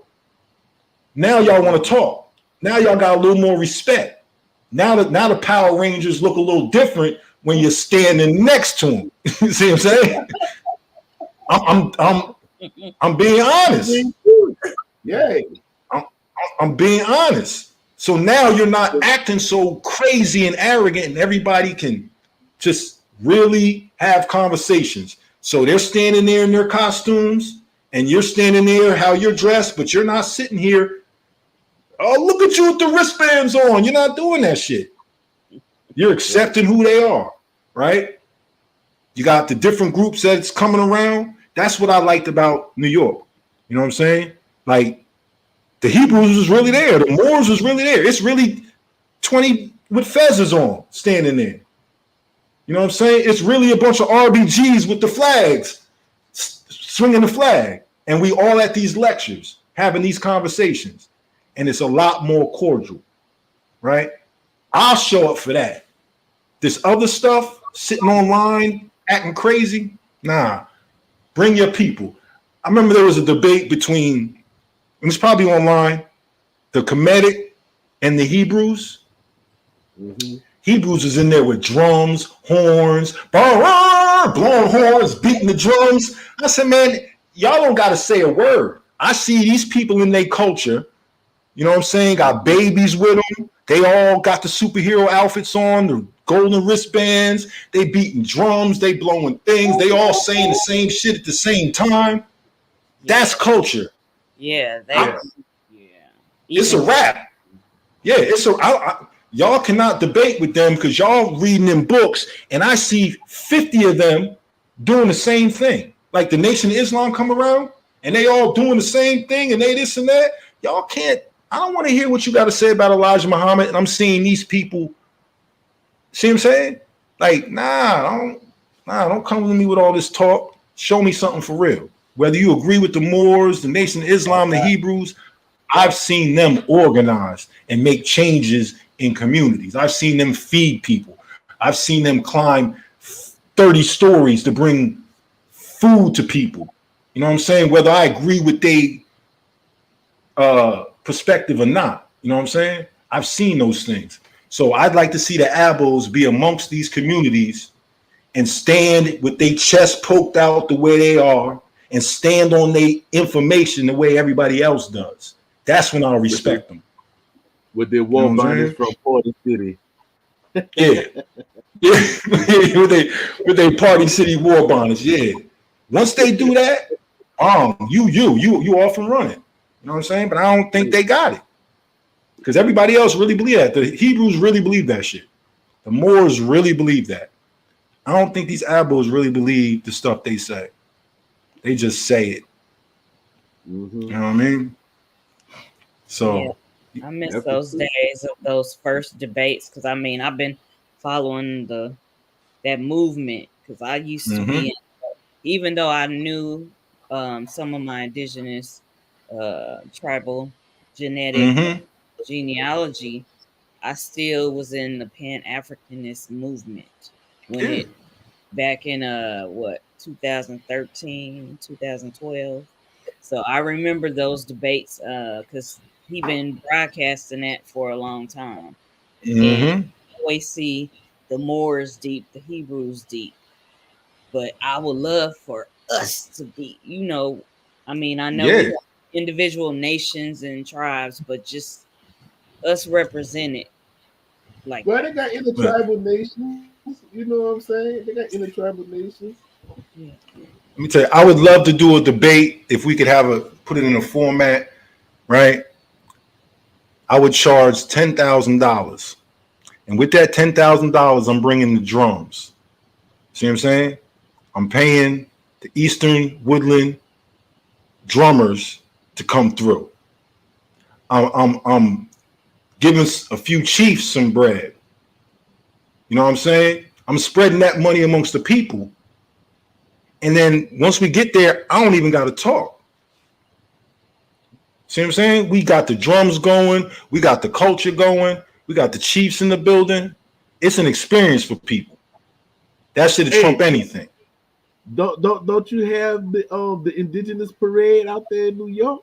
Speak about that. Yeah, we got it out here. April. This will be the third year of it. At Cilla Grey Wolf has been organizing it. This is her baby, her creation. It's the Indigenous Peoples of the Americas Parade in Manhattan. I believe it's on April 15th every year. And we invite everybody to come out and celebrate their indigenous heritage. You know what I mean? It's not a specific tribe or whatever. Come out and celebrate your heritage. Bring your people out. You know what I mean? The more the merrier. We have it every year. We're growing it. And we want more people to come out and celebrate their heritage with us. You know what I mean? That's simple. All you got to do is register and be out there with the people. Like the Aztec, everybody be out there. All the a lot of the local tribes are now starting to participate. Different organizations in the city are now catching up and they're participating. So it's a good way for people. Like if you're really, come Boston, come on down. It's a few hours. I mean, it's a nice little drive, but it'd be worth it. There's people who are trying to organize themselves, and these are the type of events that you go to and you start to create relationships and allies, and you meet people from tribal communities. And that is the beginning of putting yourself back on the path, because we talk about this. You can claim what you want, but if that community don't claim you, what? You know what I'm saying? You're going to have a hard time, right? What would make a community claim you? First of all, having knowledge of you. Do you even know that person exists? Oh, yeah, we know them. They come to the powwow all the time. That's where it starts. They come to the gathering all the time. They're here. You know what I mean? That's where it starts. Then you start to learn. That's simple. That's acknowledgement. And that's where it all starts, and all the doors start to open for you. You know what I mean? You bring your family in, and next thing you know, you're part of a community. It may be an extended community, but that community is going to help you reestablish your community if that's, you know what I mean, what you are really trying to do. You know what I mean? It's Noah's Ark, but somebody got to start building. So, yep.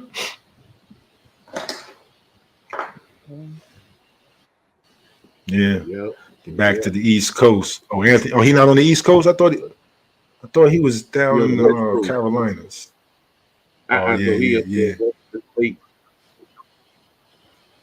Mm-hmm. The state Midwest. Okay. Oh, it's a lot going on out there, though. It's a lot going on out there, though. They just don't look like us, but there's a lot going on. They active. Right. Yeah.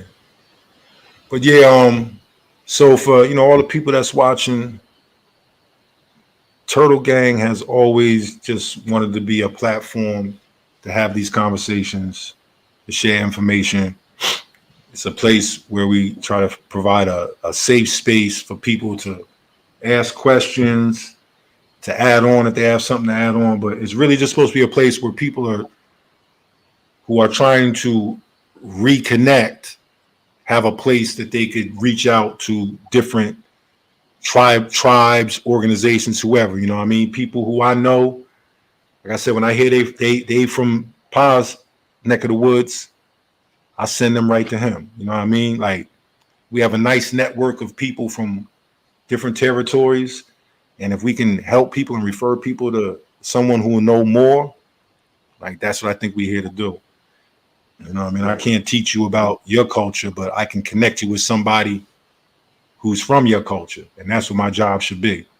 So it's kind of what we've been trying to do for years before the hijack. Where the hijack? Huh? Yeah. Well, we're in 3 hours. How y'all feeling?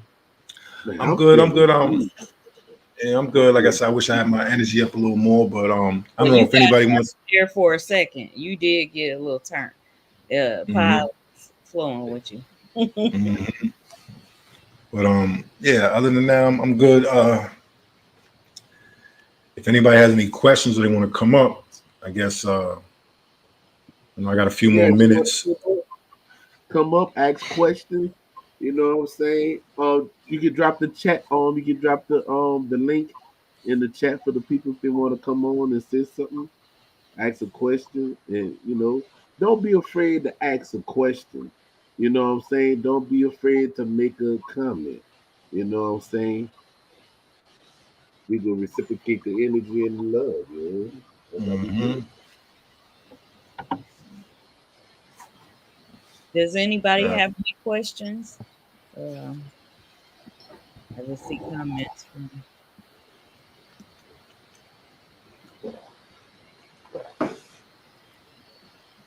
Can you drop the link to where they can join if they want to come on the camera? Okay.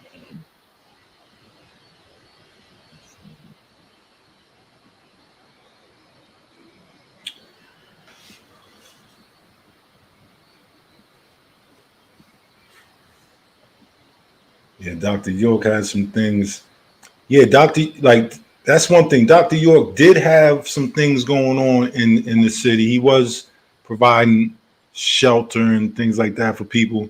Then it kind of spun out of control. Like he got into a little bit of a. There's a lot of shit going on the flip side of that. But he did definitely he had a nice little community going for a while. Mm-hmm. But yeah, I think that's what Oh, I do that's like good. about. Huh? Oh, Yeah, okay. Yeah, that's what I that's do like good. about. Yeah. That's what I do like about organize um organizations that helps people get back into a structure. You know what I'm saying? Like it's just sometimes that them structures are used against the people, but I think it's important that we have organization and structure. You know what I mean? Family reunions is how you begin to restructure your family, get your family back in order. You know what I mean? Right. If you're not having a family reunion, you should be the one to organize it and get with the different branches of your family and start to organize a simple family reunion. And before you know it, you got the blueprint for your tribal government. And that's how you start to move forward and organize organize something for your youth. Like that should be the first thing you put together, something that your youth can benefit from. Well, we touched on that on fire. We touched on that. With the migration, we touched on that, and there was more than one migration. You know what I'm Yeah, saying? yeah. We could actually at some point we could do a whole show on the migration. Like I'll go through. I mean, I'll go through everything that's in here. You know what I mean? And we could start we could really get into some so every tribe, most tribes have their migration stories, right? Um, are our migration stories related? That's the question. See what I'm saying? Are our languages related? That's the question. You know what I'm saying? When we start understanding those things, we'll get a better understanding of who we all are in relationship to each other, to these land masses. You know what I'm saying? Because you know, I've always been of the thought, of the mind state that I come from a group of people that have occupied every corner of the planet. You know what I'm saying?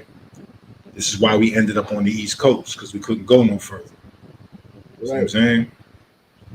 So I think that there's a part of me everywhere on the planet, and it's my responsibility to reconnect with these places. That's why when my cousin got her DNA done, and she had so much from all over the planet, I was like, God damn, is that what they've been teaching us? And I'm looking at it in your genetics. If we was taught that we come from a people who travel the entire planet, then my cousin look up and I got 18 different nations in me. You know what I mean? That's a whole lot. Like I never expected that. 18. I'm like, what the hell? So now I have cousins, right? I have cousins that are European, and they got 2. You know what I mean? They got whatever Irish, and they'll have like 2% African. But they'll be like, we talk about full blood, them people full blood, still all white. You know what I'm saying? So when we look at our shit, and we got so much, that tells such a rich story. You know what I mean? Right. Like, it's an incredible story. Like my cousin said, there's a story where our family went to Europe to retrieve a stained glass window from a black church and brought it back to New Jersey, and it's still in the church now. A black Dutch church. You know what I mean? Like, we got like, huh? I say even Jack Defoe speak about how we was traveling going across seas.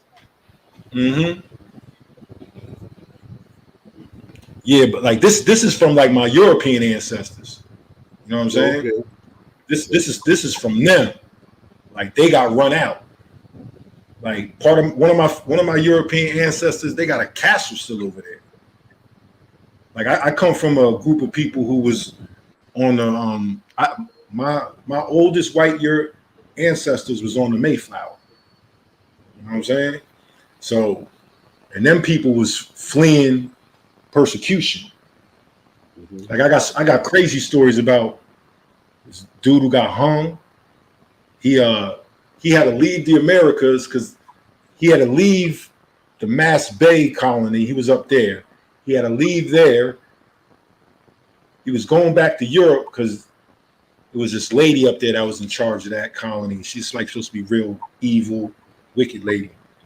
But she was going to kill him. And he left and was going back to Europe. And then when he got to Europe, he got a message that his daughter was dying. So he jumped on a boat to come back to the Americas to be with his daughter. And halfway through, he realized it was a lie. So he wrote his daughter a note. He said, by the time you get this note, they would have hung me. You know what I mean? We still have the note. You know what I mean? So it's just a lot of, like, the history is, when people start to really get past whatever issues they have with, you know, who they are, and start to really understand the totality of who they are, they're going to find they got great ancestors that's coming from all over the world that did great things.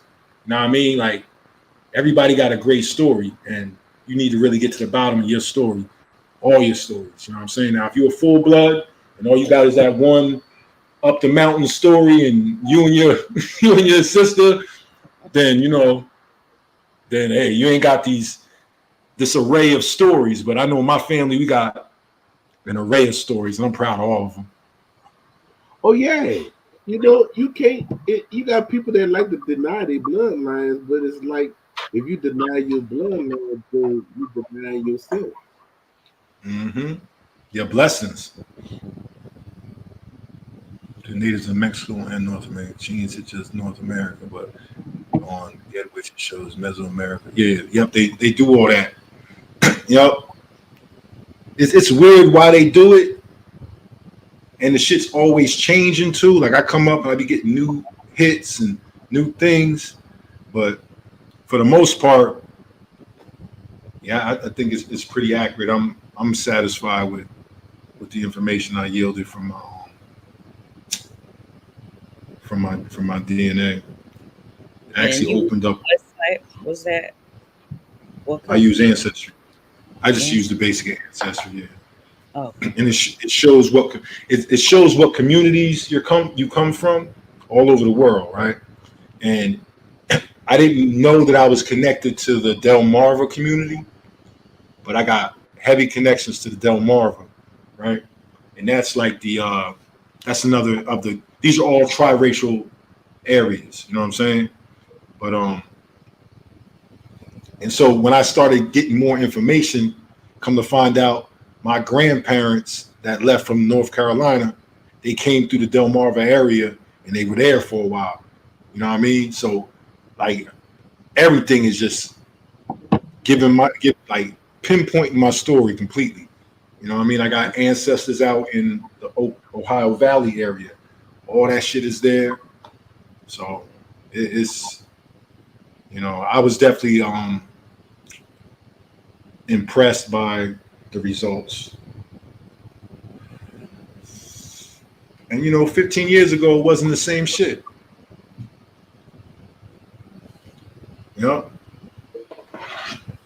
So she says I have a lot of mulatto, quadroon. Yeah. So I never thought of myself as a mulatto. I never thought of smart because I look like my father, quote unquote, black man, my mother, quote unquote, black woman. You know what I mean? Yeah, we Indian ancestry, but when I look at them, they look like African American people. You know what I'm saying? So I never thought of myself as a mulatto because but when you really know the definition of mulatto, what they telling you, you know what I mean? Because there was a point in time, remember, it was illegal to marry black people to marry white people. So when you got mulatto on your thing, what are they telling you? See what I'm saying? So I never thought of myself as a mulatto. But when I look back on all these records, all my ancestors shit all say mulatto. I'm like, damn, I ain't thinking my grandfather's a mulatto. I ain't thinking my father said to me, I ain't know I was a nigga until I came up north. Mm-hmm. He was like, when I was down south, I was a mulatto. Everybody said I was a mulatto. He said, I didn't know I was black until I came to Philadelphia. I said, yeah, we black, Dad. He like, nah, we mulattoes. I'm like, we ain't no damn mulattoes. I'm like, I ain't got no white mother, white father. I was like, your sons are mulattoes because he got kids by white women too. But I'm looking at my grandfather and I'm like, damn, they labeled this nigga as a mulatto. Yeah, I got a lot to say mulatto too. Mm-hmm. Cat, the Louisiana was in purchase. What you want to know about that? Because I see also the ChitoPa, or you connected to the Louisiana purchase history. The Louisiana purchase was that didn't even much happen.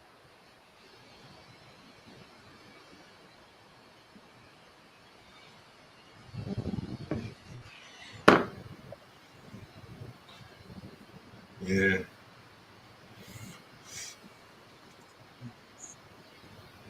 So Americans are a unique people. Think we the best of everything. I don't start talking that crazy shit. We might be the chosen people just because we are the best of the entire, you know what I mean? Like it's something special about us, irregardless of what you want to say, that's uniquely different than anybody else on the planet. You know what I'm saying? And that's another thing I think we need to explore too. There's definitely something uniquely, you know what I'm saying, different about us. Everybody want to be us. Yeah, like, and I'm talking about the amalgamation of who we are, not just like Choctaw, Lenape, Nigerian, this or that, whatever is a part of who we are. I'm saying us as a body of people, you know what I'm saying? That come from a bunch of different ancestral backgrounds, but the culture and the history and the things that we've produced has definitely changed the world. And we've done it damn near unintentionally. Just, you know what I mean? Just how they say, working twice as hard. You know what I mean? We created a whole new world because we've had to work twice as hard. You know what I mean? Uncle Kansas, can't just ask because I have an ancestor that was here in Uncle Kansas that was during the time which Uncle Kansas was a part of it. Well, you have to remember all that which became known as the Louisiana Territory. The only thing that was purchased dealing with the Louisiana Purchase was the District of Louisiana. The District of Louisiana was New Orleans, which was the French quarters, which became known as the Rue Carré. That was the streets of New Orleans and the barracks and everything. But everything else was taken by military occupation. Absolutely. So you see this question probably got Have you heard of people saying America is the original Egypt? So yeah, we've heard people say that, and that can be addressed in multiple ways. Like when you say original, you mean first, right? So Egypt's first name wasn't even Egypt. So how could America be the original Egypt when Egypt isn't the indigenous term? So if we were to tie America to be the original Egypt, these people would use the indigenous term of that land. Now, when you start looking at the term Egypt from a biblical perspective, Egypt means bondage, land of bondage, right? So when you look at the history of the Americas, metaphorically, it has been an Egypt to the people who have been in bondage here, right? So you'll hear people say it in a metaphorical way, right? And then you'll hear people actually try to say it literally.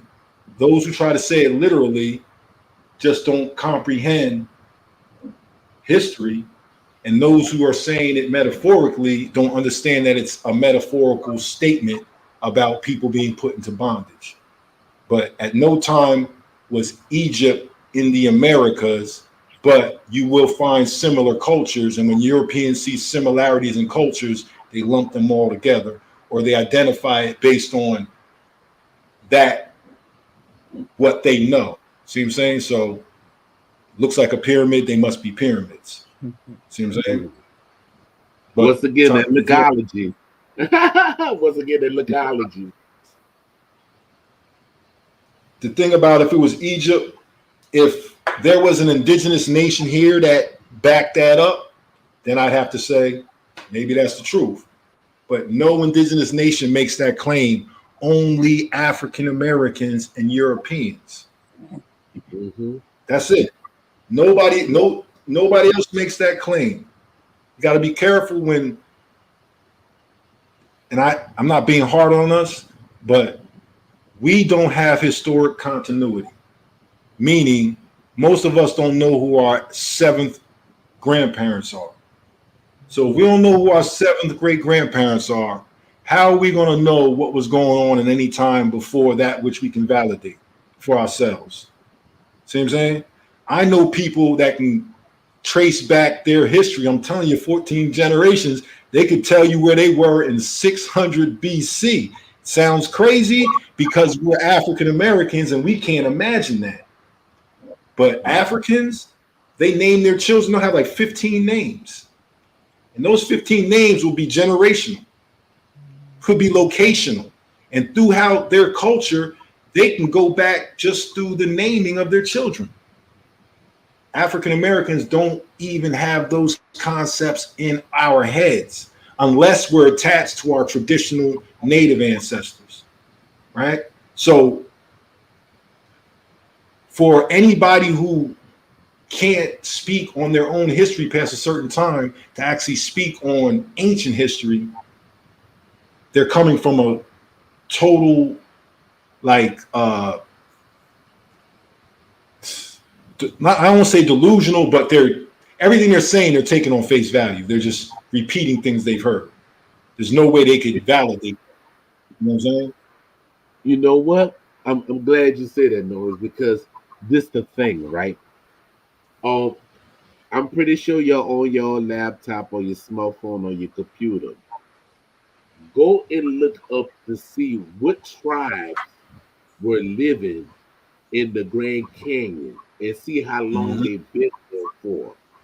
And then go ahead on and ask those nations, like I have, and ask them, because I have an email. I wish I could show you the email, but I asked the Cheyenne and them about what Horace Butler had said about the Egyptians and Osiris fighting the Cheyenne and them coming out of the Grand Canyon and everything. You know what I'm saying? And it was like, where did you get that from? You know what I'm saying? African American. Let me tell you, I have a friend that he knows a dude who actually does the tours of the Grand Canyon, right? And that's like a big business. That's not just somebody touring you through a park. Like, you know, it's a big business. He makes a lot of money taking people through the Grand Canyon, right? So he put me on the phone with the guy to ask him about some of the things, right? I was like, have you ever been into the places like, the place that you can't go into? He was like, no, you can't go into them. You know what I mean? Like, for anybody to sit up there and say what's in there, they're speculating, because the people who actually do the tours can't go in there. You know what I'm saying? And then when I start asking him questions about possibly could it be Egypt, he's looking at me like he's offended. Like, we're on FaceTime. And I felt embarrassed that I'm asking him these questions. You know what I'm saying? Because all those artifacts that they say are Egyptian artifacts that they found, and the reason why they don't let people go into those places, because they're sacred places to the Pueblo and to the Pima Indians. Right. The state has already identified who that stuff belongs to. Right. And average people can't go see it because they're artifacts, and they leave them alone because they have agreements with the Pueblo and the Pima people. They have treaties. Right. So that's why they're not hiding them from you. They're not theirs. Like, you know what I'm saying? They can't just let you go see that shit. It's simple. Like, it's all that stuff is accounted for. The only people that are saying that are African Americans. That's it. None of the real people that are connected to any of that shit say that shit. And I would have loved to have had this dude on my show to talk about the Grand Canyon. You know what I mean? But them questions I asked him, he looking at me now like I'm a pseudo weirdo. You know what I'm saying? Like I'm trying to push that shit. And then when you read the stories about the Grand Canyon, the dude who said it was Egyptian stuff, he was trying to get a grant. He was trying to get money. And the first time he went down there and he sent the report back, it didn't have no reports of anything Egyptian. And then when he went to go reapply for the grant, he added all Egyptian shit in it because he was trying to get a grant. That's the real story behind all that Grand Canyon Egyptian shit. You know what I mean? Like, there's a white dude that was trying to get money, and he was going to dupe the Smithsonian by falsifying his report. The treachery. Yep. And he said he worked for the Smithsonian, but he didn't. He just was going to try and use that to get a grant from them. So he's telling the people he works for the Smithsonian, and he didn't. See what I'm saying? He's playing that game. And from that, you got all these people saying that. Got all these people saying that is Egypt because this dude went there, didn't find nothing. He sent the report into the Smithsonian. They was like, well, we're not funding this. Ain't nothing there. You know what I'm saying? So he resubmitted it saying it was this and the Temple of East Isis and all this shit. And by then, they wasn't even taking him serious. Yeah. And like I said, it's not to say there aren't artifacts in there, but those artifacts are all accounted for. They're Pueblo and they're Pima artifacts. Well, you bust that wide open. Like, I could pull it up and show it to you, but it's like, I'm so bored with that shit. I didn't done that stuff a million times. Like, that's why I have a website. Like, I put all that stuff on my website. So when people want to have these debates with me, I just send them to the website. The information been there for years. You know what I mean? Like, it is what it is. And all you got to do is look into it. Like, it's right there. It's just people don't want to believe it. They want to believe the sensationalist who's telling them off the top of the head it's Egyptian. And then they're looking at the corrosion from at one time it used to be water. And of course it looks like a pyramid. You know what I'm saying? That's how the rock corrodes when it's in water. It's going to corrode like a step. Because of Christina. Can you share that what I just put in the right there to share? Y'all can see that? Yes. That's who been in the Grand Canyon for thousands of years. If you ain't never heard none of them people say in their oral stories that the Egyptians were here, I mean, I'm Mm-hmm. just saying. I'm just saying. Yeah, take a screenshot. Who asked that question? So when they go to talking about, oh, it's Egypt in Line. there, and they got Egyptian temples in there, and they, but yet they say they got Egyptian temple, but yet they say they got a Buddha statue in there too. So does that make it Yeah. India or Hindustan or China or or the Mandarin? I mean, like, well, that's the language, but like, you know what I'm saying? But they forget Yeah. about that. Yeah, They that forget just about that. bodies all their claims. So now, if you really wanted to validate that, you could just actually go research all those tribes, right? You could probably find a historian from all of them tribes, and they could really get into what's going on in the Grand Canyon. But they're not going to do that That's because y'all that's going to homework. That's their homework, Turtle. We giving them homework. This class. give them That's y'all homework, homework. right? Yeah. That's y'all homework. And Which guess one of what? these 11 tribes? Oh, hold up. Are those, wait, no, it's 10 tribes, 11, 12. How many tribes is Israel? Because they might try and turn that into Israel. Ain't there, what is it? 12? Now, look, check this out, right? Pima is a term that means they have gone, right? The tribe that exists there now call themselves the Pima. But when they asked them who left all this stuff, the tribe that was there told them the Pima. And in their language, it means they have gone.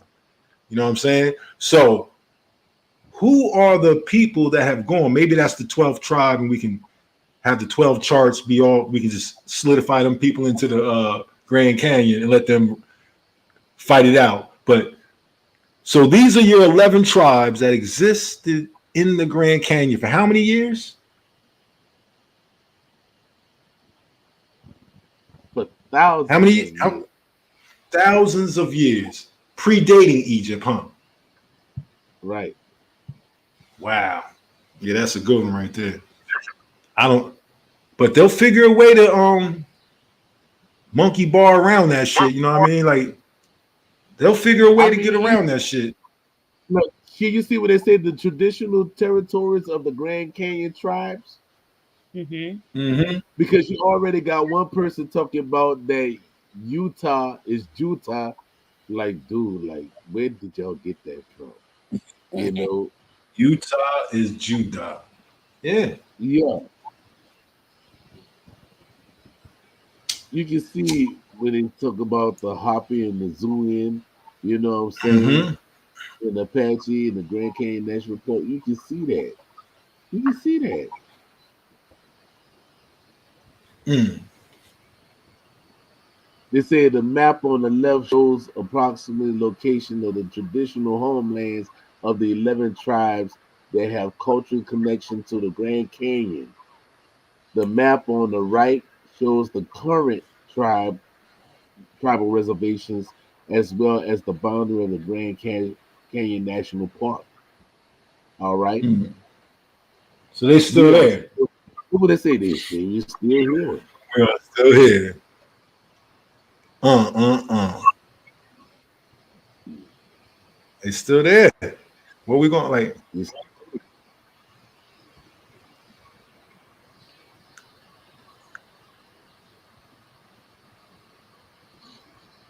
And they say that the Desert View Intertribal Cultural Heritage Site, you know what I'm saying? So these people, they've been here. They as much a part of the Grand Canyon as the tours that come there. That's probably who you Right, see when you go on the tour. You see them people. right. You know, they out there getting money. Damn right. Like y'all not gonna exploit our culture. That's like when you go to Teotihuacan, they be out there. They all be out there. And the people who run the park, they be telling you not to buy from them. No, get your stuff from the gift shop. I'm like, nope, I'm spending my money with the real people. They can't stop them. They can't stop them from being in the park. Right. Yeah, they can't stop them from being in the park. You know what I'm saying? So they just be set up out there. But they want you to buy it from them when you come through their little gift shop. No, spend all my money with the real people set up out there. You know what I mean? Yeah, they don't like that shit. But once I figured out what was going on, because you don't realize it, because when you go into there first, you walk, they send you through the gift shop first. That's like the entry. You ever been to Teotihuacan? I've been to Chichen Itza. Okay. Yeah, Teotihuacan, they filter you through. You go through the, before you come into the actual space. Yeah, they do. Like send you through little shops. Gift shop. They encourage you to buy everything there. As soon as you step out, everything that's in there, them people got all throughout the thing. I just spending all my money with them. Yeah, because they was camped out. The people was camped out like right by Chichen Itza. But we first walked through there, they had like stuff like perfume and all kind of stuff. It was a gift shop, but the Anunnaki was in Arizona, because the Anunnaki. And I mean, it's just that simple. It's like, how you gonna uproot a whole tribal nation that been here for thousands of years? How you gonna uproot them and put somebody else's culture there? That's disrespectful. Yeah, they just condensed them people. Like, they ain't removed them people. Them people ain't removed. They just, it's so much land out there. They just stuck them up in little parts. Bong, bong. Like, they had to remove motherfuckers on the east. Like, we need all this shit. Every last bit of it. But yeah, that was a good one. I'm glad you brought that one out, because that kind of shatters the whole conversation. That's another thing we should do. Today was like we should do a show where we just really get at all their claims. You know what I mean? Line up like 10 of their claims and just check them off. I checked off the Walter. I called in on the Chris Harris's show the other day, and I hopefully checked off the Walter Plecker claim, you know, in terms of everybody saying he responsible for people's identities being changed. I've been trying to show people for the past year that he has a literal target list of families, and he has instructions, right? So not only does he have the family names, he has the locations of where the families are. He has the instructions for the enumerators. So when people talk about he was going after, like, this should apply for everybody, no, he had a list of families he was going after, specific families in Virginia. Yep. And in the surrounding area, because he had traced the families to, even if they moved out of Virginia, he was targeting the families. One of the main families he targeted was the Branhams. That's why I know so much about it, because that's my line. See what I'm saying? He targeted, like, the chief of the tribe at the time was like William Branham, and he wrote a long letter talking about what Plecker was doing. You know what I'm saying? All these, like, even the Jeters, you know, the Jeter from the Loving case, the family was Jeter, right? That was the family. That's one of my family lines as well. Jeter is a part of my tribal family. Like, we have 13 families that make up the original tribe, right? Jeters is one of them. A lot of these people are people who were leaving the South, coming to the Jersey. Jersey had a little different policies with the Indians. Jersey treated the Indians differently, and that has to do with the fact that the Dutch first found Jersey, and the Dutch have something in their law that the English didn't have, and that was called a district attorney. Now, we're all familiar with a district attorney, but what a district attorney is in place for is he defends this corporation, the city, the state, right? So when the Dutch were first sending their ships here, right? When the Dutch were first setting up here, the people that they were employing or the indentured servants are people who had contracts. They didn't have a contract with an individual. They had contracts with the Dutch West India Company, right? So if the person in charge of them treated them wrong, they could sue them because they're not personal slaves for people. They're indentured to a company. That's why the Dutch had a district attorney, because at any point in time, if somebody is mistreated or not paid, they can sue the company. And the district attorney was in place to defend the company and to get to the bottom of what was going on.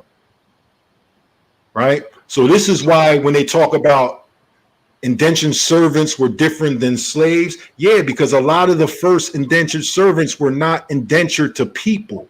They had contracts with companies. It wasn't somebody that got mad at them and decided it was going to mistreat them. If somebody got mad at an indentured servant and mistreated them, that person could lose their job. Because remember, these were businesses that were coming here to set up to do trade. They were not originally cities and towns. They were outposts.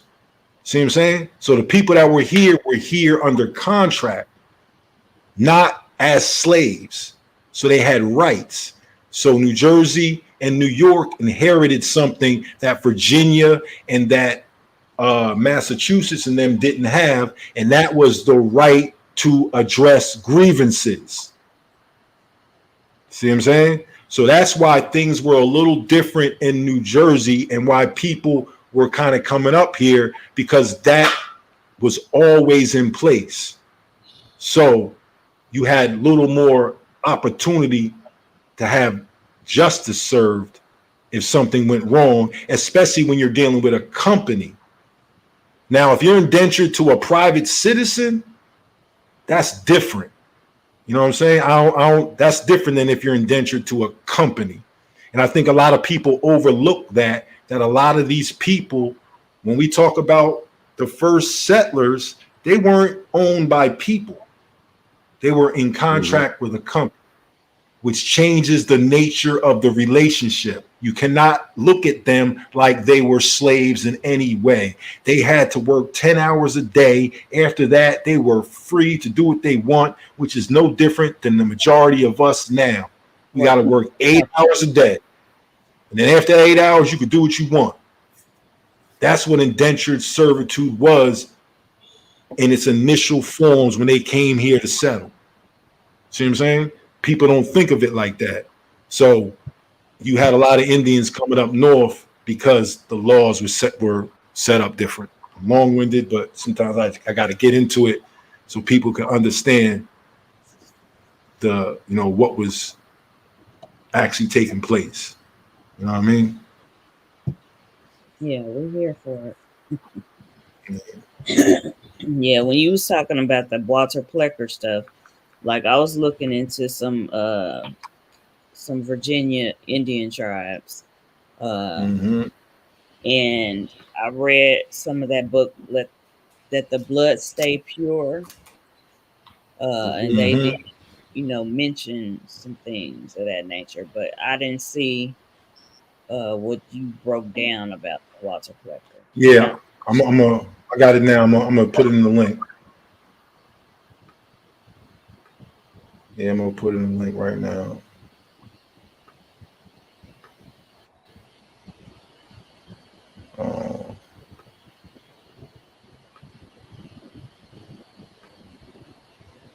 Let me see. I'm gonna see if I can share it.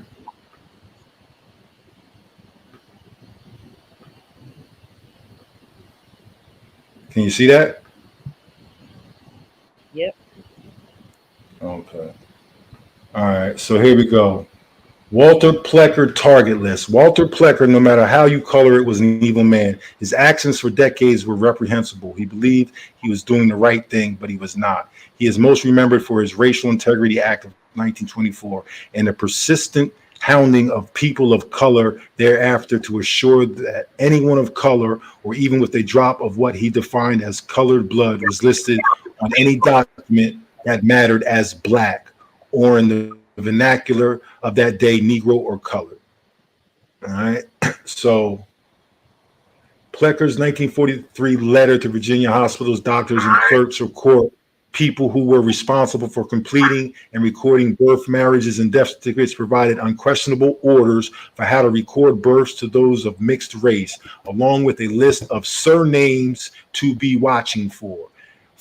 For as today, his target list is a sit up and take notice list for those who might very well have Native American ancestry. Assuredly, these people had mixed race ancestry, or there would have been no question about how to record their information. All right, so um, here we go. Surnames by counties and cities of mixed Negroid Virginia families striving to pass as Indian or white. Albemarle, Boone, Powell, Kidd, Pumphrey, Amherst, migrants to Allegheny, Adcock, Beverly. The family now is trying to evade the situation by adopting the name of Birch or Birch, which was the name of the white mother of the present adult generation. Branham, Duff, Floyd, Hamilton, Heartless, Hart, Hicks, Johns, Lawless, Knuckles, Painter, Ramsey, Red Cross, Roberts, Southern, Soros, Terry, Tyree, Willis, Clark, Cashwood. That's Amherst. Now we're going to Belfort, McVeigh, Maxey, Branham, Burley. Now we go to Rockbridge. See what I'm saying? They're all laid out. It's a science. It's not, they're not playing with people. He was not playing, and there is an entire target list. Look at this. This is not just a arbitrary. Why would you have to reclassify any full-blooded people? No, these conversations come up with people who are of mixed ancestry. That's who he was targeting. Not no full-blood. He didn't target any full-blood Negroes. He didn't target any full-blood Indians. He targeted mixed people. That's it. So all these people trying to say that such and such changed there, man, show us your name on the target list, or show us that you descend from these people. You might have a different name now, but here's the blueprint. We don't have to speculate. He sent this out to hospitals. He sent it out to birth what do they call them? Birth wives. Yeah, bro. Bro, if you got Branham in your cousin in your family, we cousins. It is what it is. And I was looking for it, and I told y'all go find it, cause he's that in, because when Christopher told Chief Pontiac, now you know I ain't gonna disrespect the Chief like that. He's not no Chief Pontiac. I'm not calling him that. No. But Ron Hayes, he told Ron Hayes the Indians don't look like him. But go right there where I have it marked that in the circle. Can you zoom that in? Let me see if I can zoom it in on that end. Hold on. Let me see if I can zoom it in.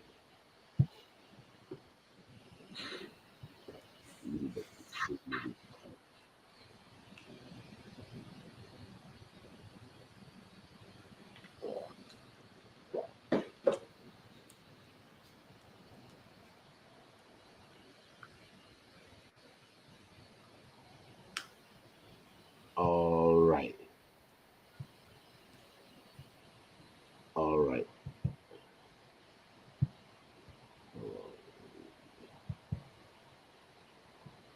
Oh, there we go. There you go. And who else was called the Moon-Eyed Negro? The Cherokees. The Cherokees was known as the Moon-Eyed Negro. You see what I'm saying? But yet, this was done when they said that the black Indian met by the Spaniards in Louisiana in what? In 1543. See, the Soto invasion. So, this is what I'm talking about. This is what I'm talking about. So, I mean, Chris said that, but bad boy right there, that's the source. Because, I mean, he really shitted on it. He said, either source up or shut up. And I'm like, oh my Yeah, God. he couldn't source He told him up. source up. He told that the top cat. He said, source up or shut up. I was like, damn. And then he hit him with a slur when he told him to be a good Indian. Yeah, Boy, you know that he said a good Indian. I said if he was an Indian, he would have known that he just got been insulted. I said he just yeah. insulted Top Cat and he didn't even know. He told him be a good Indian. Because to be a good Indian is to be a dead Indian. Mhm. Yep. I was like, ooh. I was like, man, ain't no way. But I'm just putting that up there because right here they say that he met the Black Indians in Louisiana in Mhm. 1545. And Yep. that's been Now, that's to diary. Go ahead, cuz you now, got something what does he to say say. the name of those Indians are? Who does he connect those Indians to? He said Moon Eye. Yeah, but who are those people? The Moon Eye He is the called them Moon. Cherokee. Okay, so these are people that have a name, right? Right, And they have a history. See what I'm saying? right, All I'm saying is there's not an issue of Black Indians, whoever, however you want to identify them. The issue is, are they an identifiable group in history? So if right, you're saying that the Black Moon-Eyed are Cherokee, that's fine. We know the Cherokee history. We can validate it. We can speak to Cherokee people. You know what I'm saying? We can go into the Cherokee history. See what I'm saying? That's different than somebody saying, I'm an Aboriginal that been here forever and I'm a Black Indian. See what I'm saying? right. No, this is speaking of a specific Right. people that they describe as Black. Yeah, it was dark Indians. That's not an issue. See what I'm saying? The issue is when people are claiming to be something they can't substantiate it. See what I'm saying?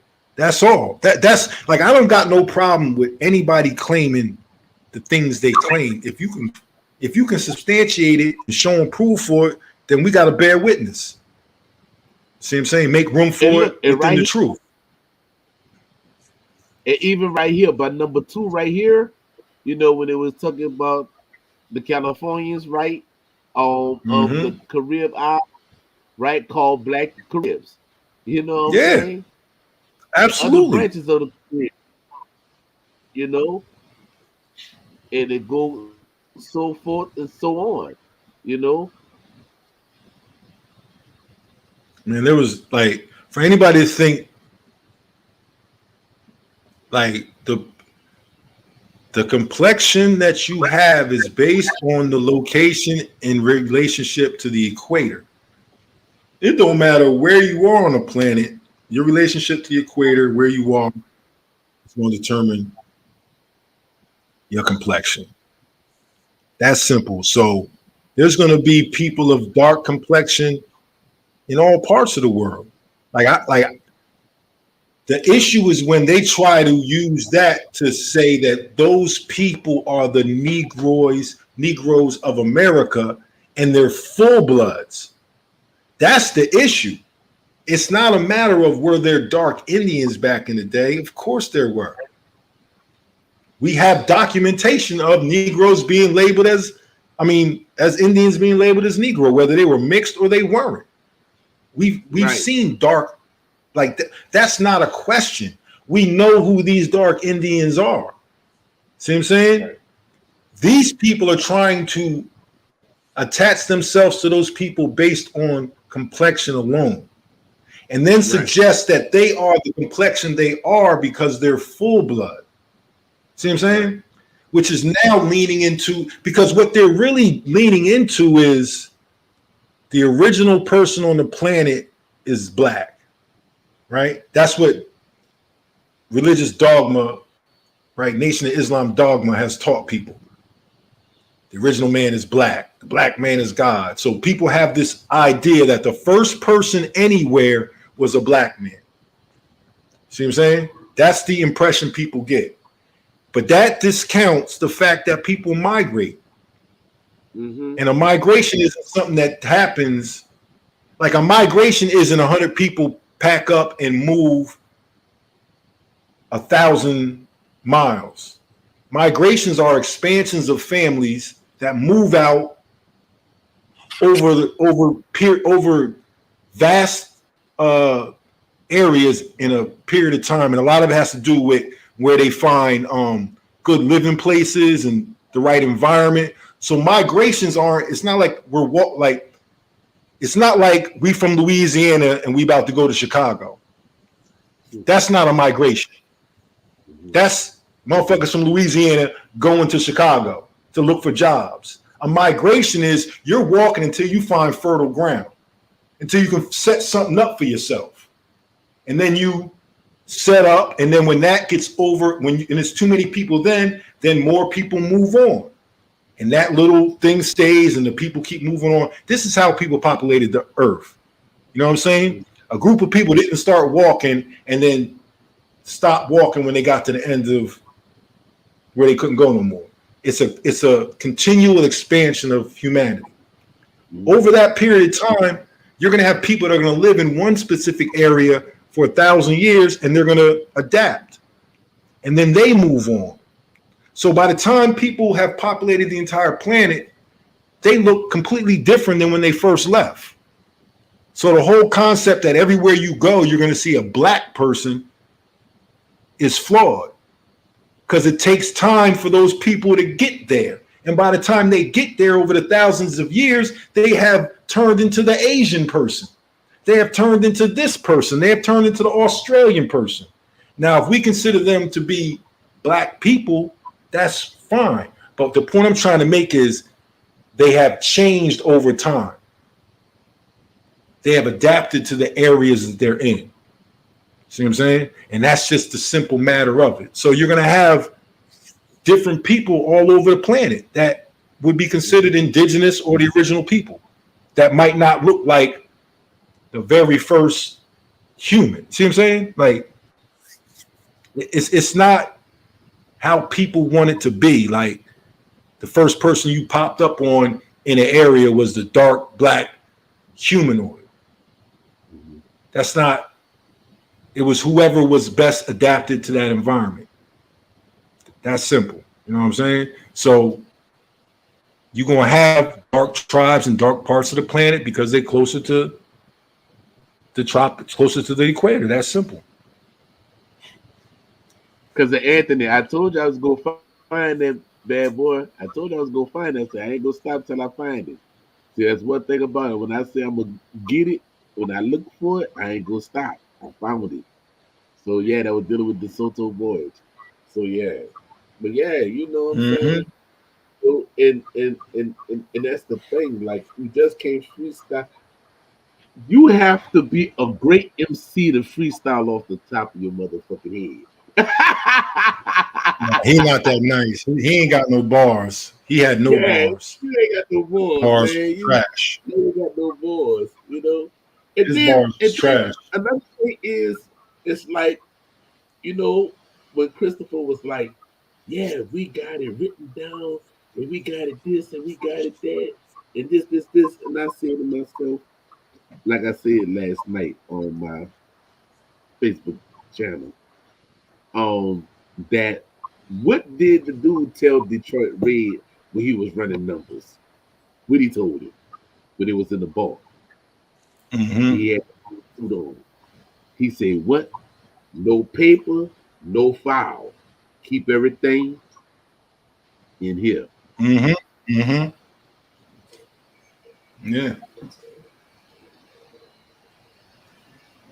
It was like, your ancestors didn't write nothing down. I'm like, oh, you sure? Yeah, we did signs and symbolisms and everything, but to write things down in the language and stuff, yeah, certain tribes that did that, but mostly didn't. You know what I'm saying? Because we kept it from here, kept it in here, and did this. Yeah, like this is like another thing, like having glyphs and having a syllabary and alphabet, that's two different things. Like we had symbols, you know what I mean? Like indigenous people had symbols. Mm-hmm. They might not have had fucking, the alphabet the way people have it, but they had, like, you know what I mean? We were a pictorial people. You know what I'm saying? So you'll draw simple things out that mean things. Where do you think we get these images and expressions that we live with now? You know what I mean? A sun, you circle with the lines on it. You think our ancestors wasn't drawing that same thing thousands of years ago?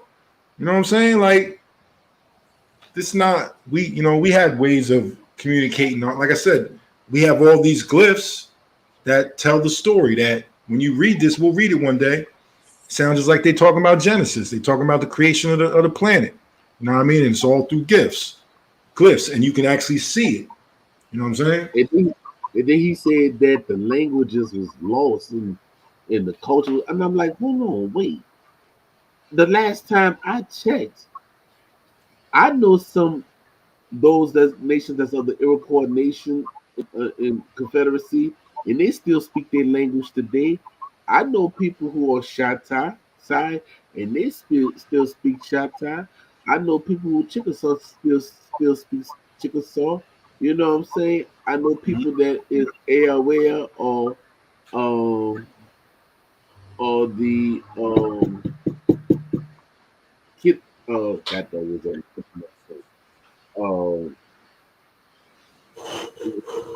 but anyway, they still speak their language. You know what I'm saying? Akitawa, Akitawa, they still speak the language. You know what I'm saying? Mm-hmm. Catawba, they still speak the language. You got the Tuscarora, they still speak the language. You got the Catawba, they still speak the language. You got the Tuscarora, they still speak their language. You got the Wampanoag, they still speak their language. You know what I'm saying? So why you don't know how to speak your language? Don't say that the language is lost. Just say you didn't learn from your elders. Just say that. Mm-hmm. Man, It's just say crazy. you ain't got nothing. Man, look, that man just got out of prison. That man got an early release. That man is on a program to destabilize black communities. Let's just call it what it is. Yeah. That man was in jail for murder. Mm. I'll let you figure. I'll let you go research the rest. Yeah. That man was advocating for the release of a notorious gang leader. That's what he was initially trying. Yeah. Now he's now he the clan mother. Yeah, Hoover. You want to release Hoover? Now he talking about the clan mothers. That man is a part of a program, like I said, to destabilize black communities. That's it. If I ain't never said somebody was COINTEL, I'm saying he's it. I don't throw that around. Yeah, he was suspect. Oh yeah, no, I know. Listen, I watched. I like to watch videos, and I like to really find out things. So I did like a week-long dive into his shit, and I found myself watching videos of a bunch of young GDs from Chicago, bunch of young gangster disciples. They were the grandkids of the man that he was claiming he's under. And them young kids was kicking his back in, talking crazy about him, saying if he come out here, Chicago shit. He can't go. All them people he say he was connected to, them people's grandkids who will tell you my grandfather is the OG. He run all this. Not Hoover, whoever this kid's grandfather was. And he was talking crazy about dude. And he not no conscious kid. He a regular gang member. You know what I'm saying?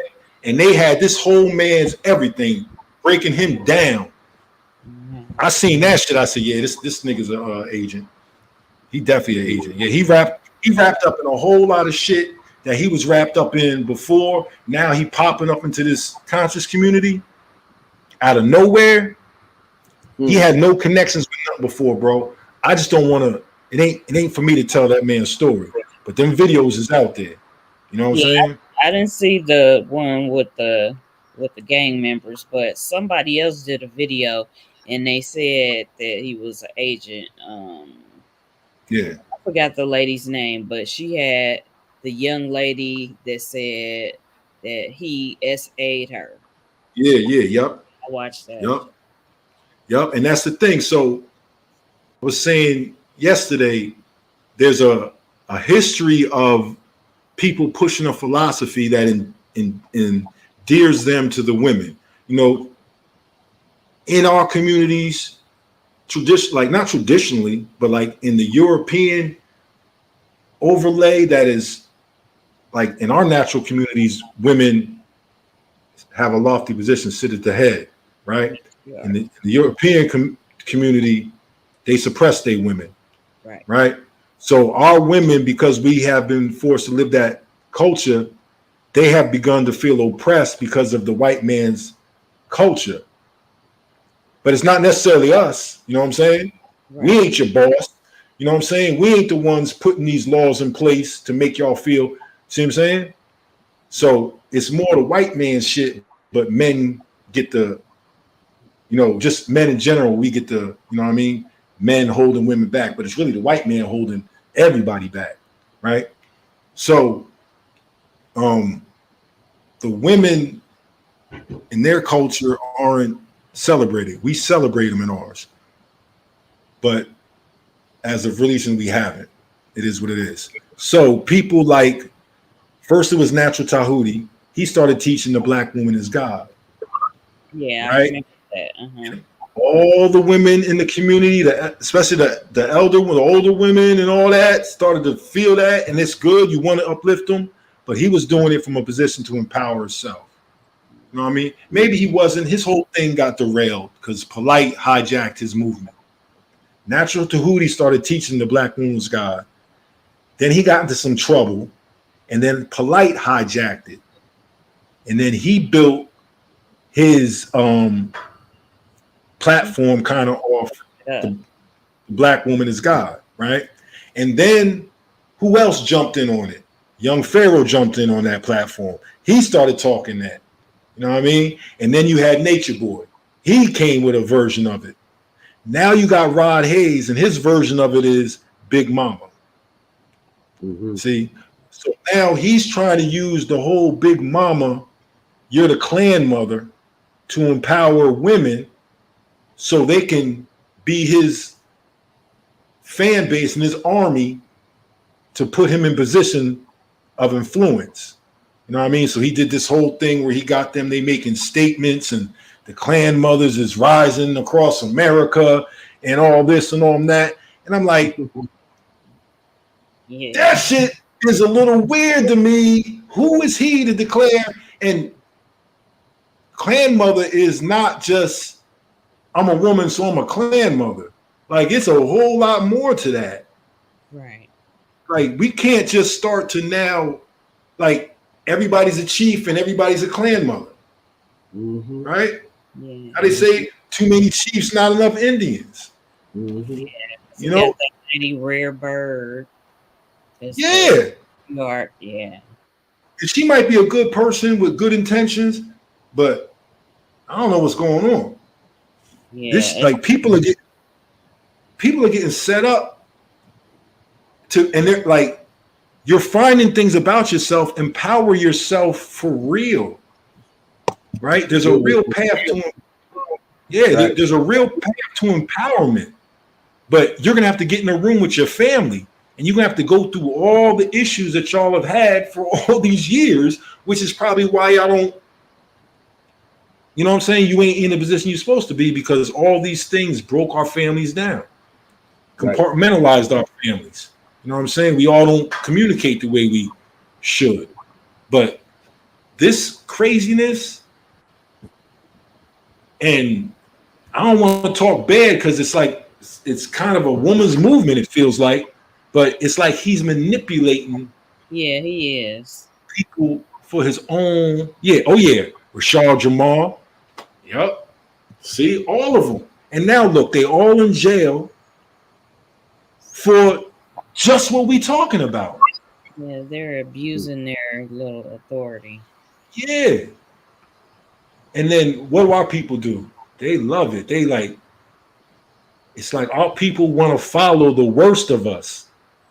You know what I'm saying? Like, everybody ain't gonna be a Malcolm. Everybody ain't gonna be this that turns their life around and becomes a great leader.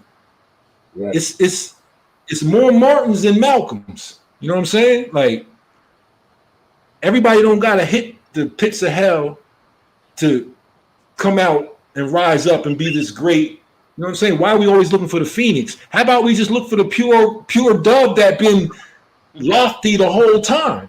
See what I'm saying? Why do we got to go through the, oh, this person changed his life around and now we feel attached to him? Why can't we notice when the person is doing right the whole time and focus on that? See what I'm saying? We love charlatans. We love people who mislead us. And the shit keep turning into the same shit over and over. We just named 6 people that are like, they're all in jail, damn near. The only one that ain't in jail said he was abducted by aliens. You know what I'm saying? That's it. They was abducted by. Young Pharaoh. Oh. That's his cop out. But he was this close to jail, going through stuff with his girl. Like, all of them. Yeah, in the past I've shared some stuff from Young Pharaoh. I even shared some of the first stuff that I saw of Rod Hayes, but I like to watch people too. Yeah, you gotta And watch him. yeah, and when I saw that video, it just confirms some things for me. And I was like, oh, okay. Yeah. Yeah, we give our energy away too easily. We too easily swayed. It's They bad don't enough never shiny. they don't never ask questions. Nope. And it's like it's bad enough shiny things sway us. You know what I mean? If motherfuckers sitting there with a big gold chain on, whole bunch of shiny shit, we're sold. Oh, whatever they doing, it must be right.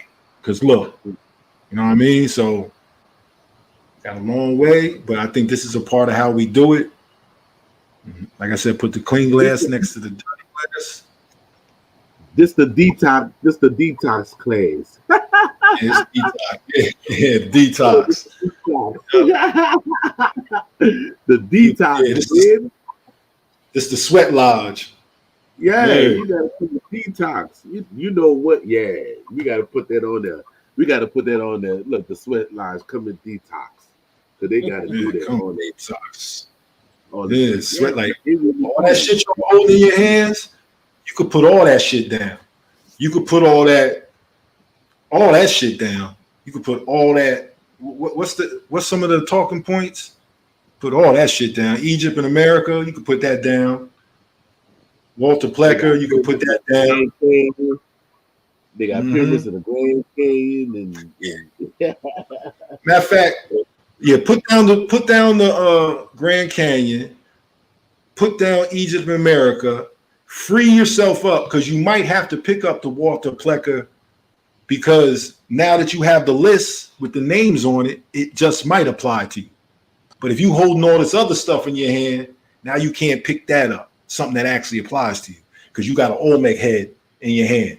And you know it's going to take 2 hands to hold a goddamn Olmec head. So how you going to pick up the Walter Plecker paper and you got the Olmec head in your hand? See what I'm saying? Got to put down some of these things. You can pick up the stuff that's right for you.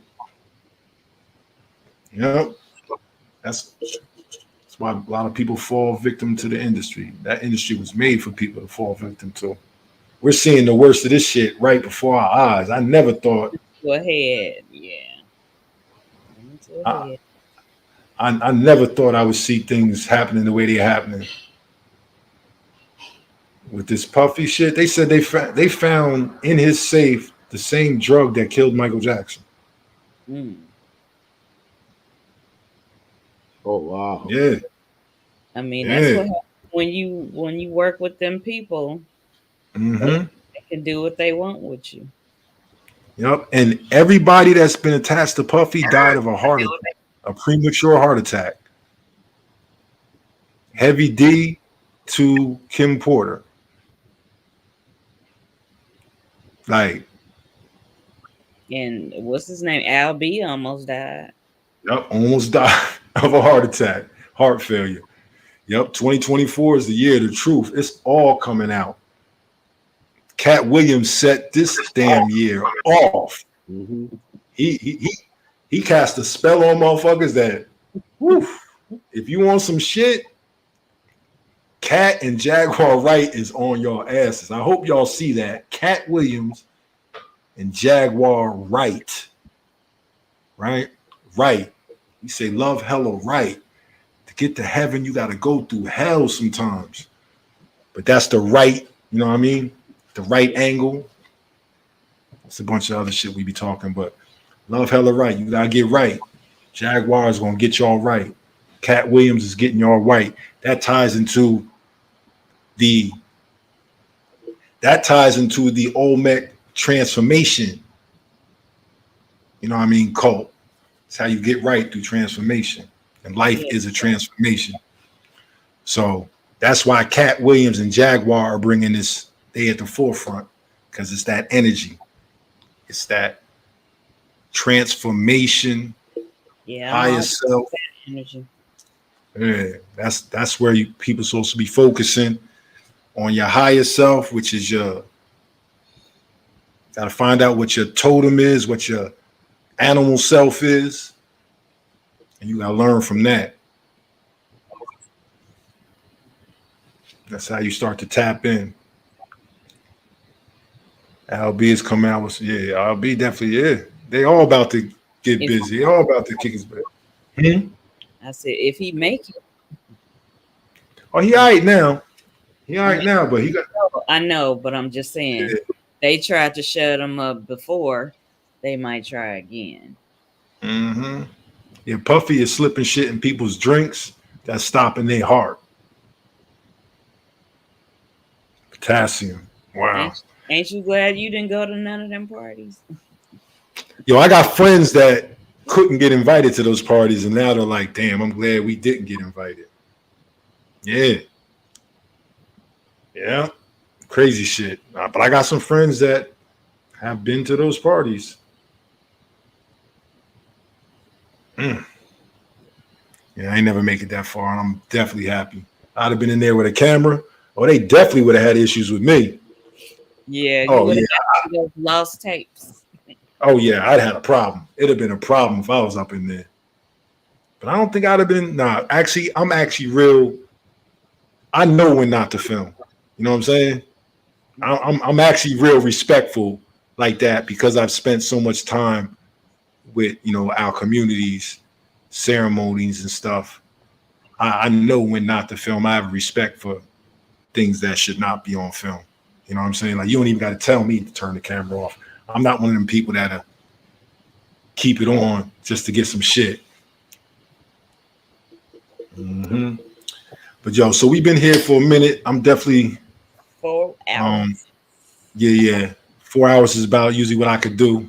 After 4 hours, I start to talk stupid. We don't want to go there.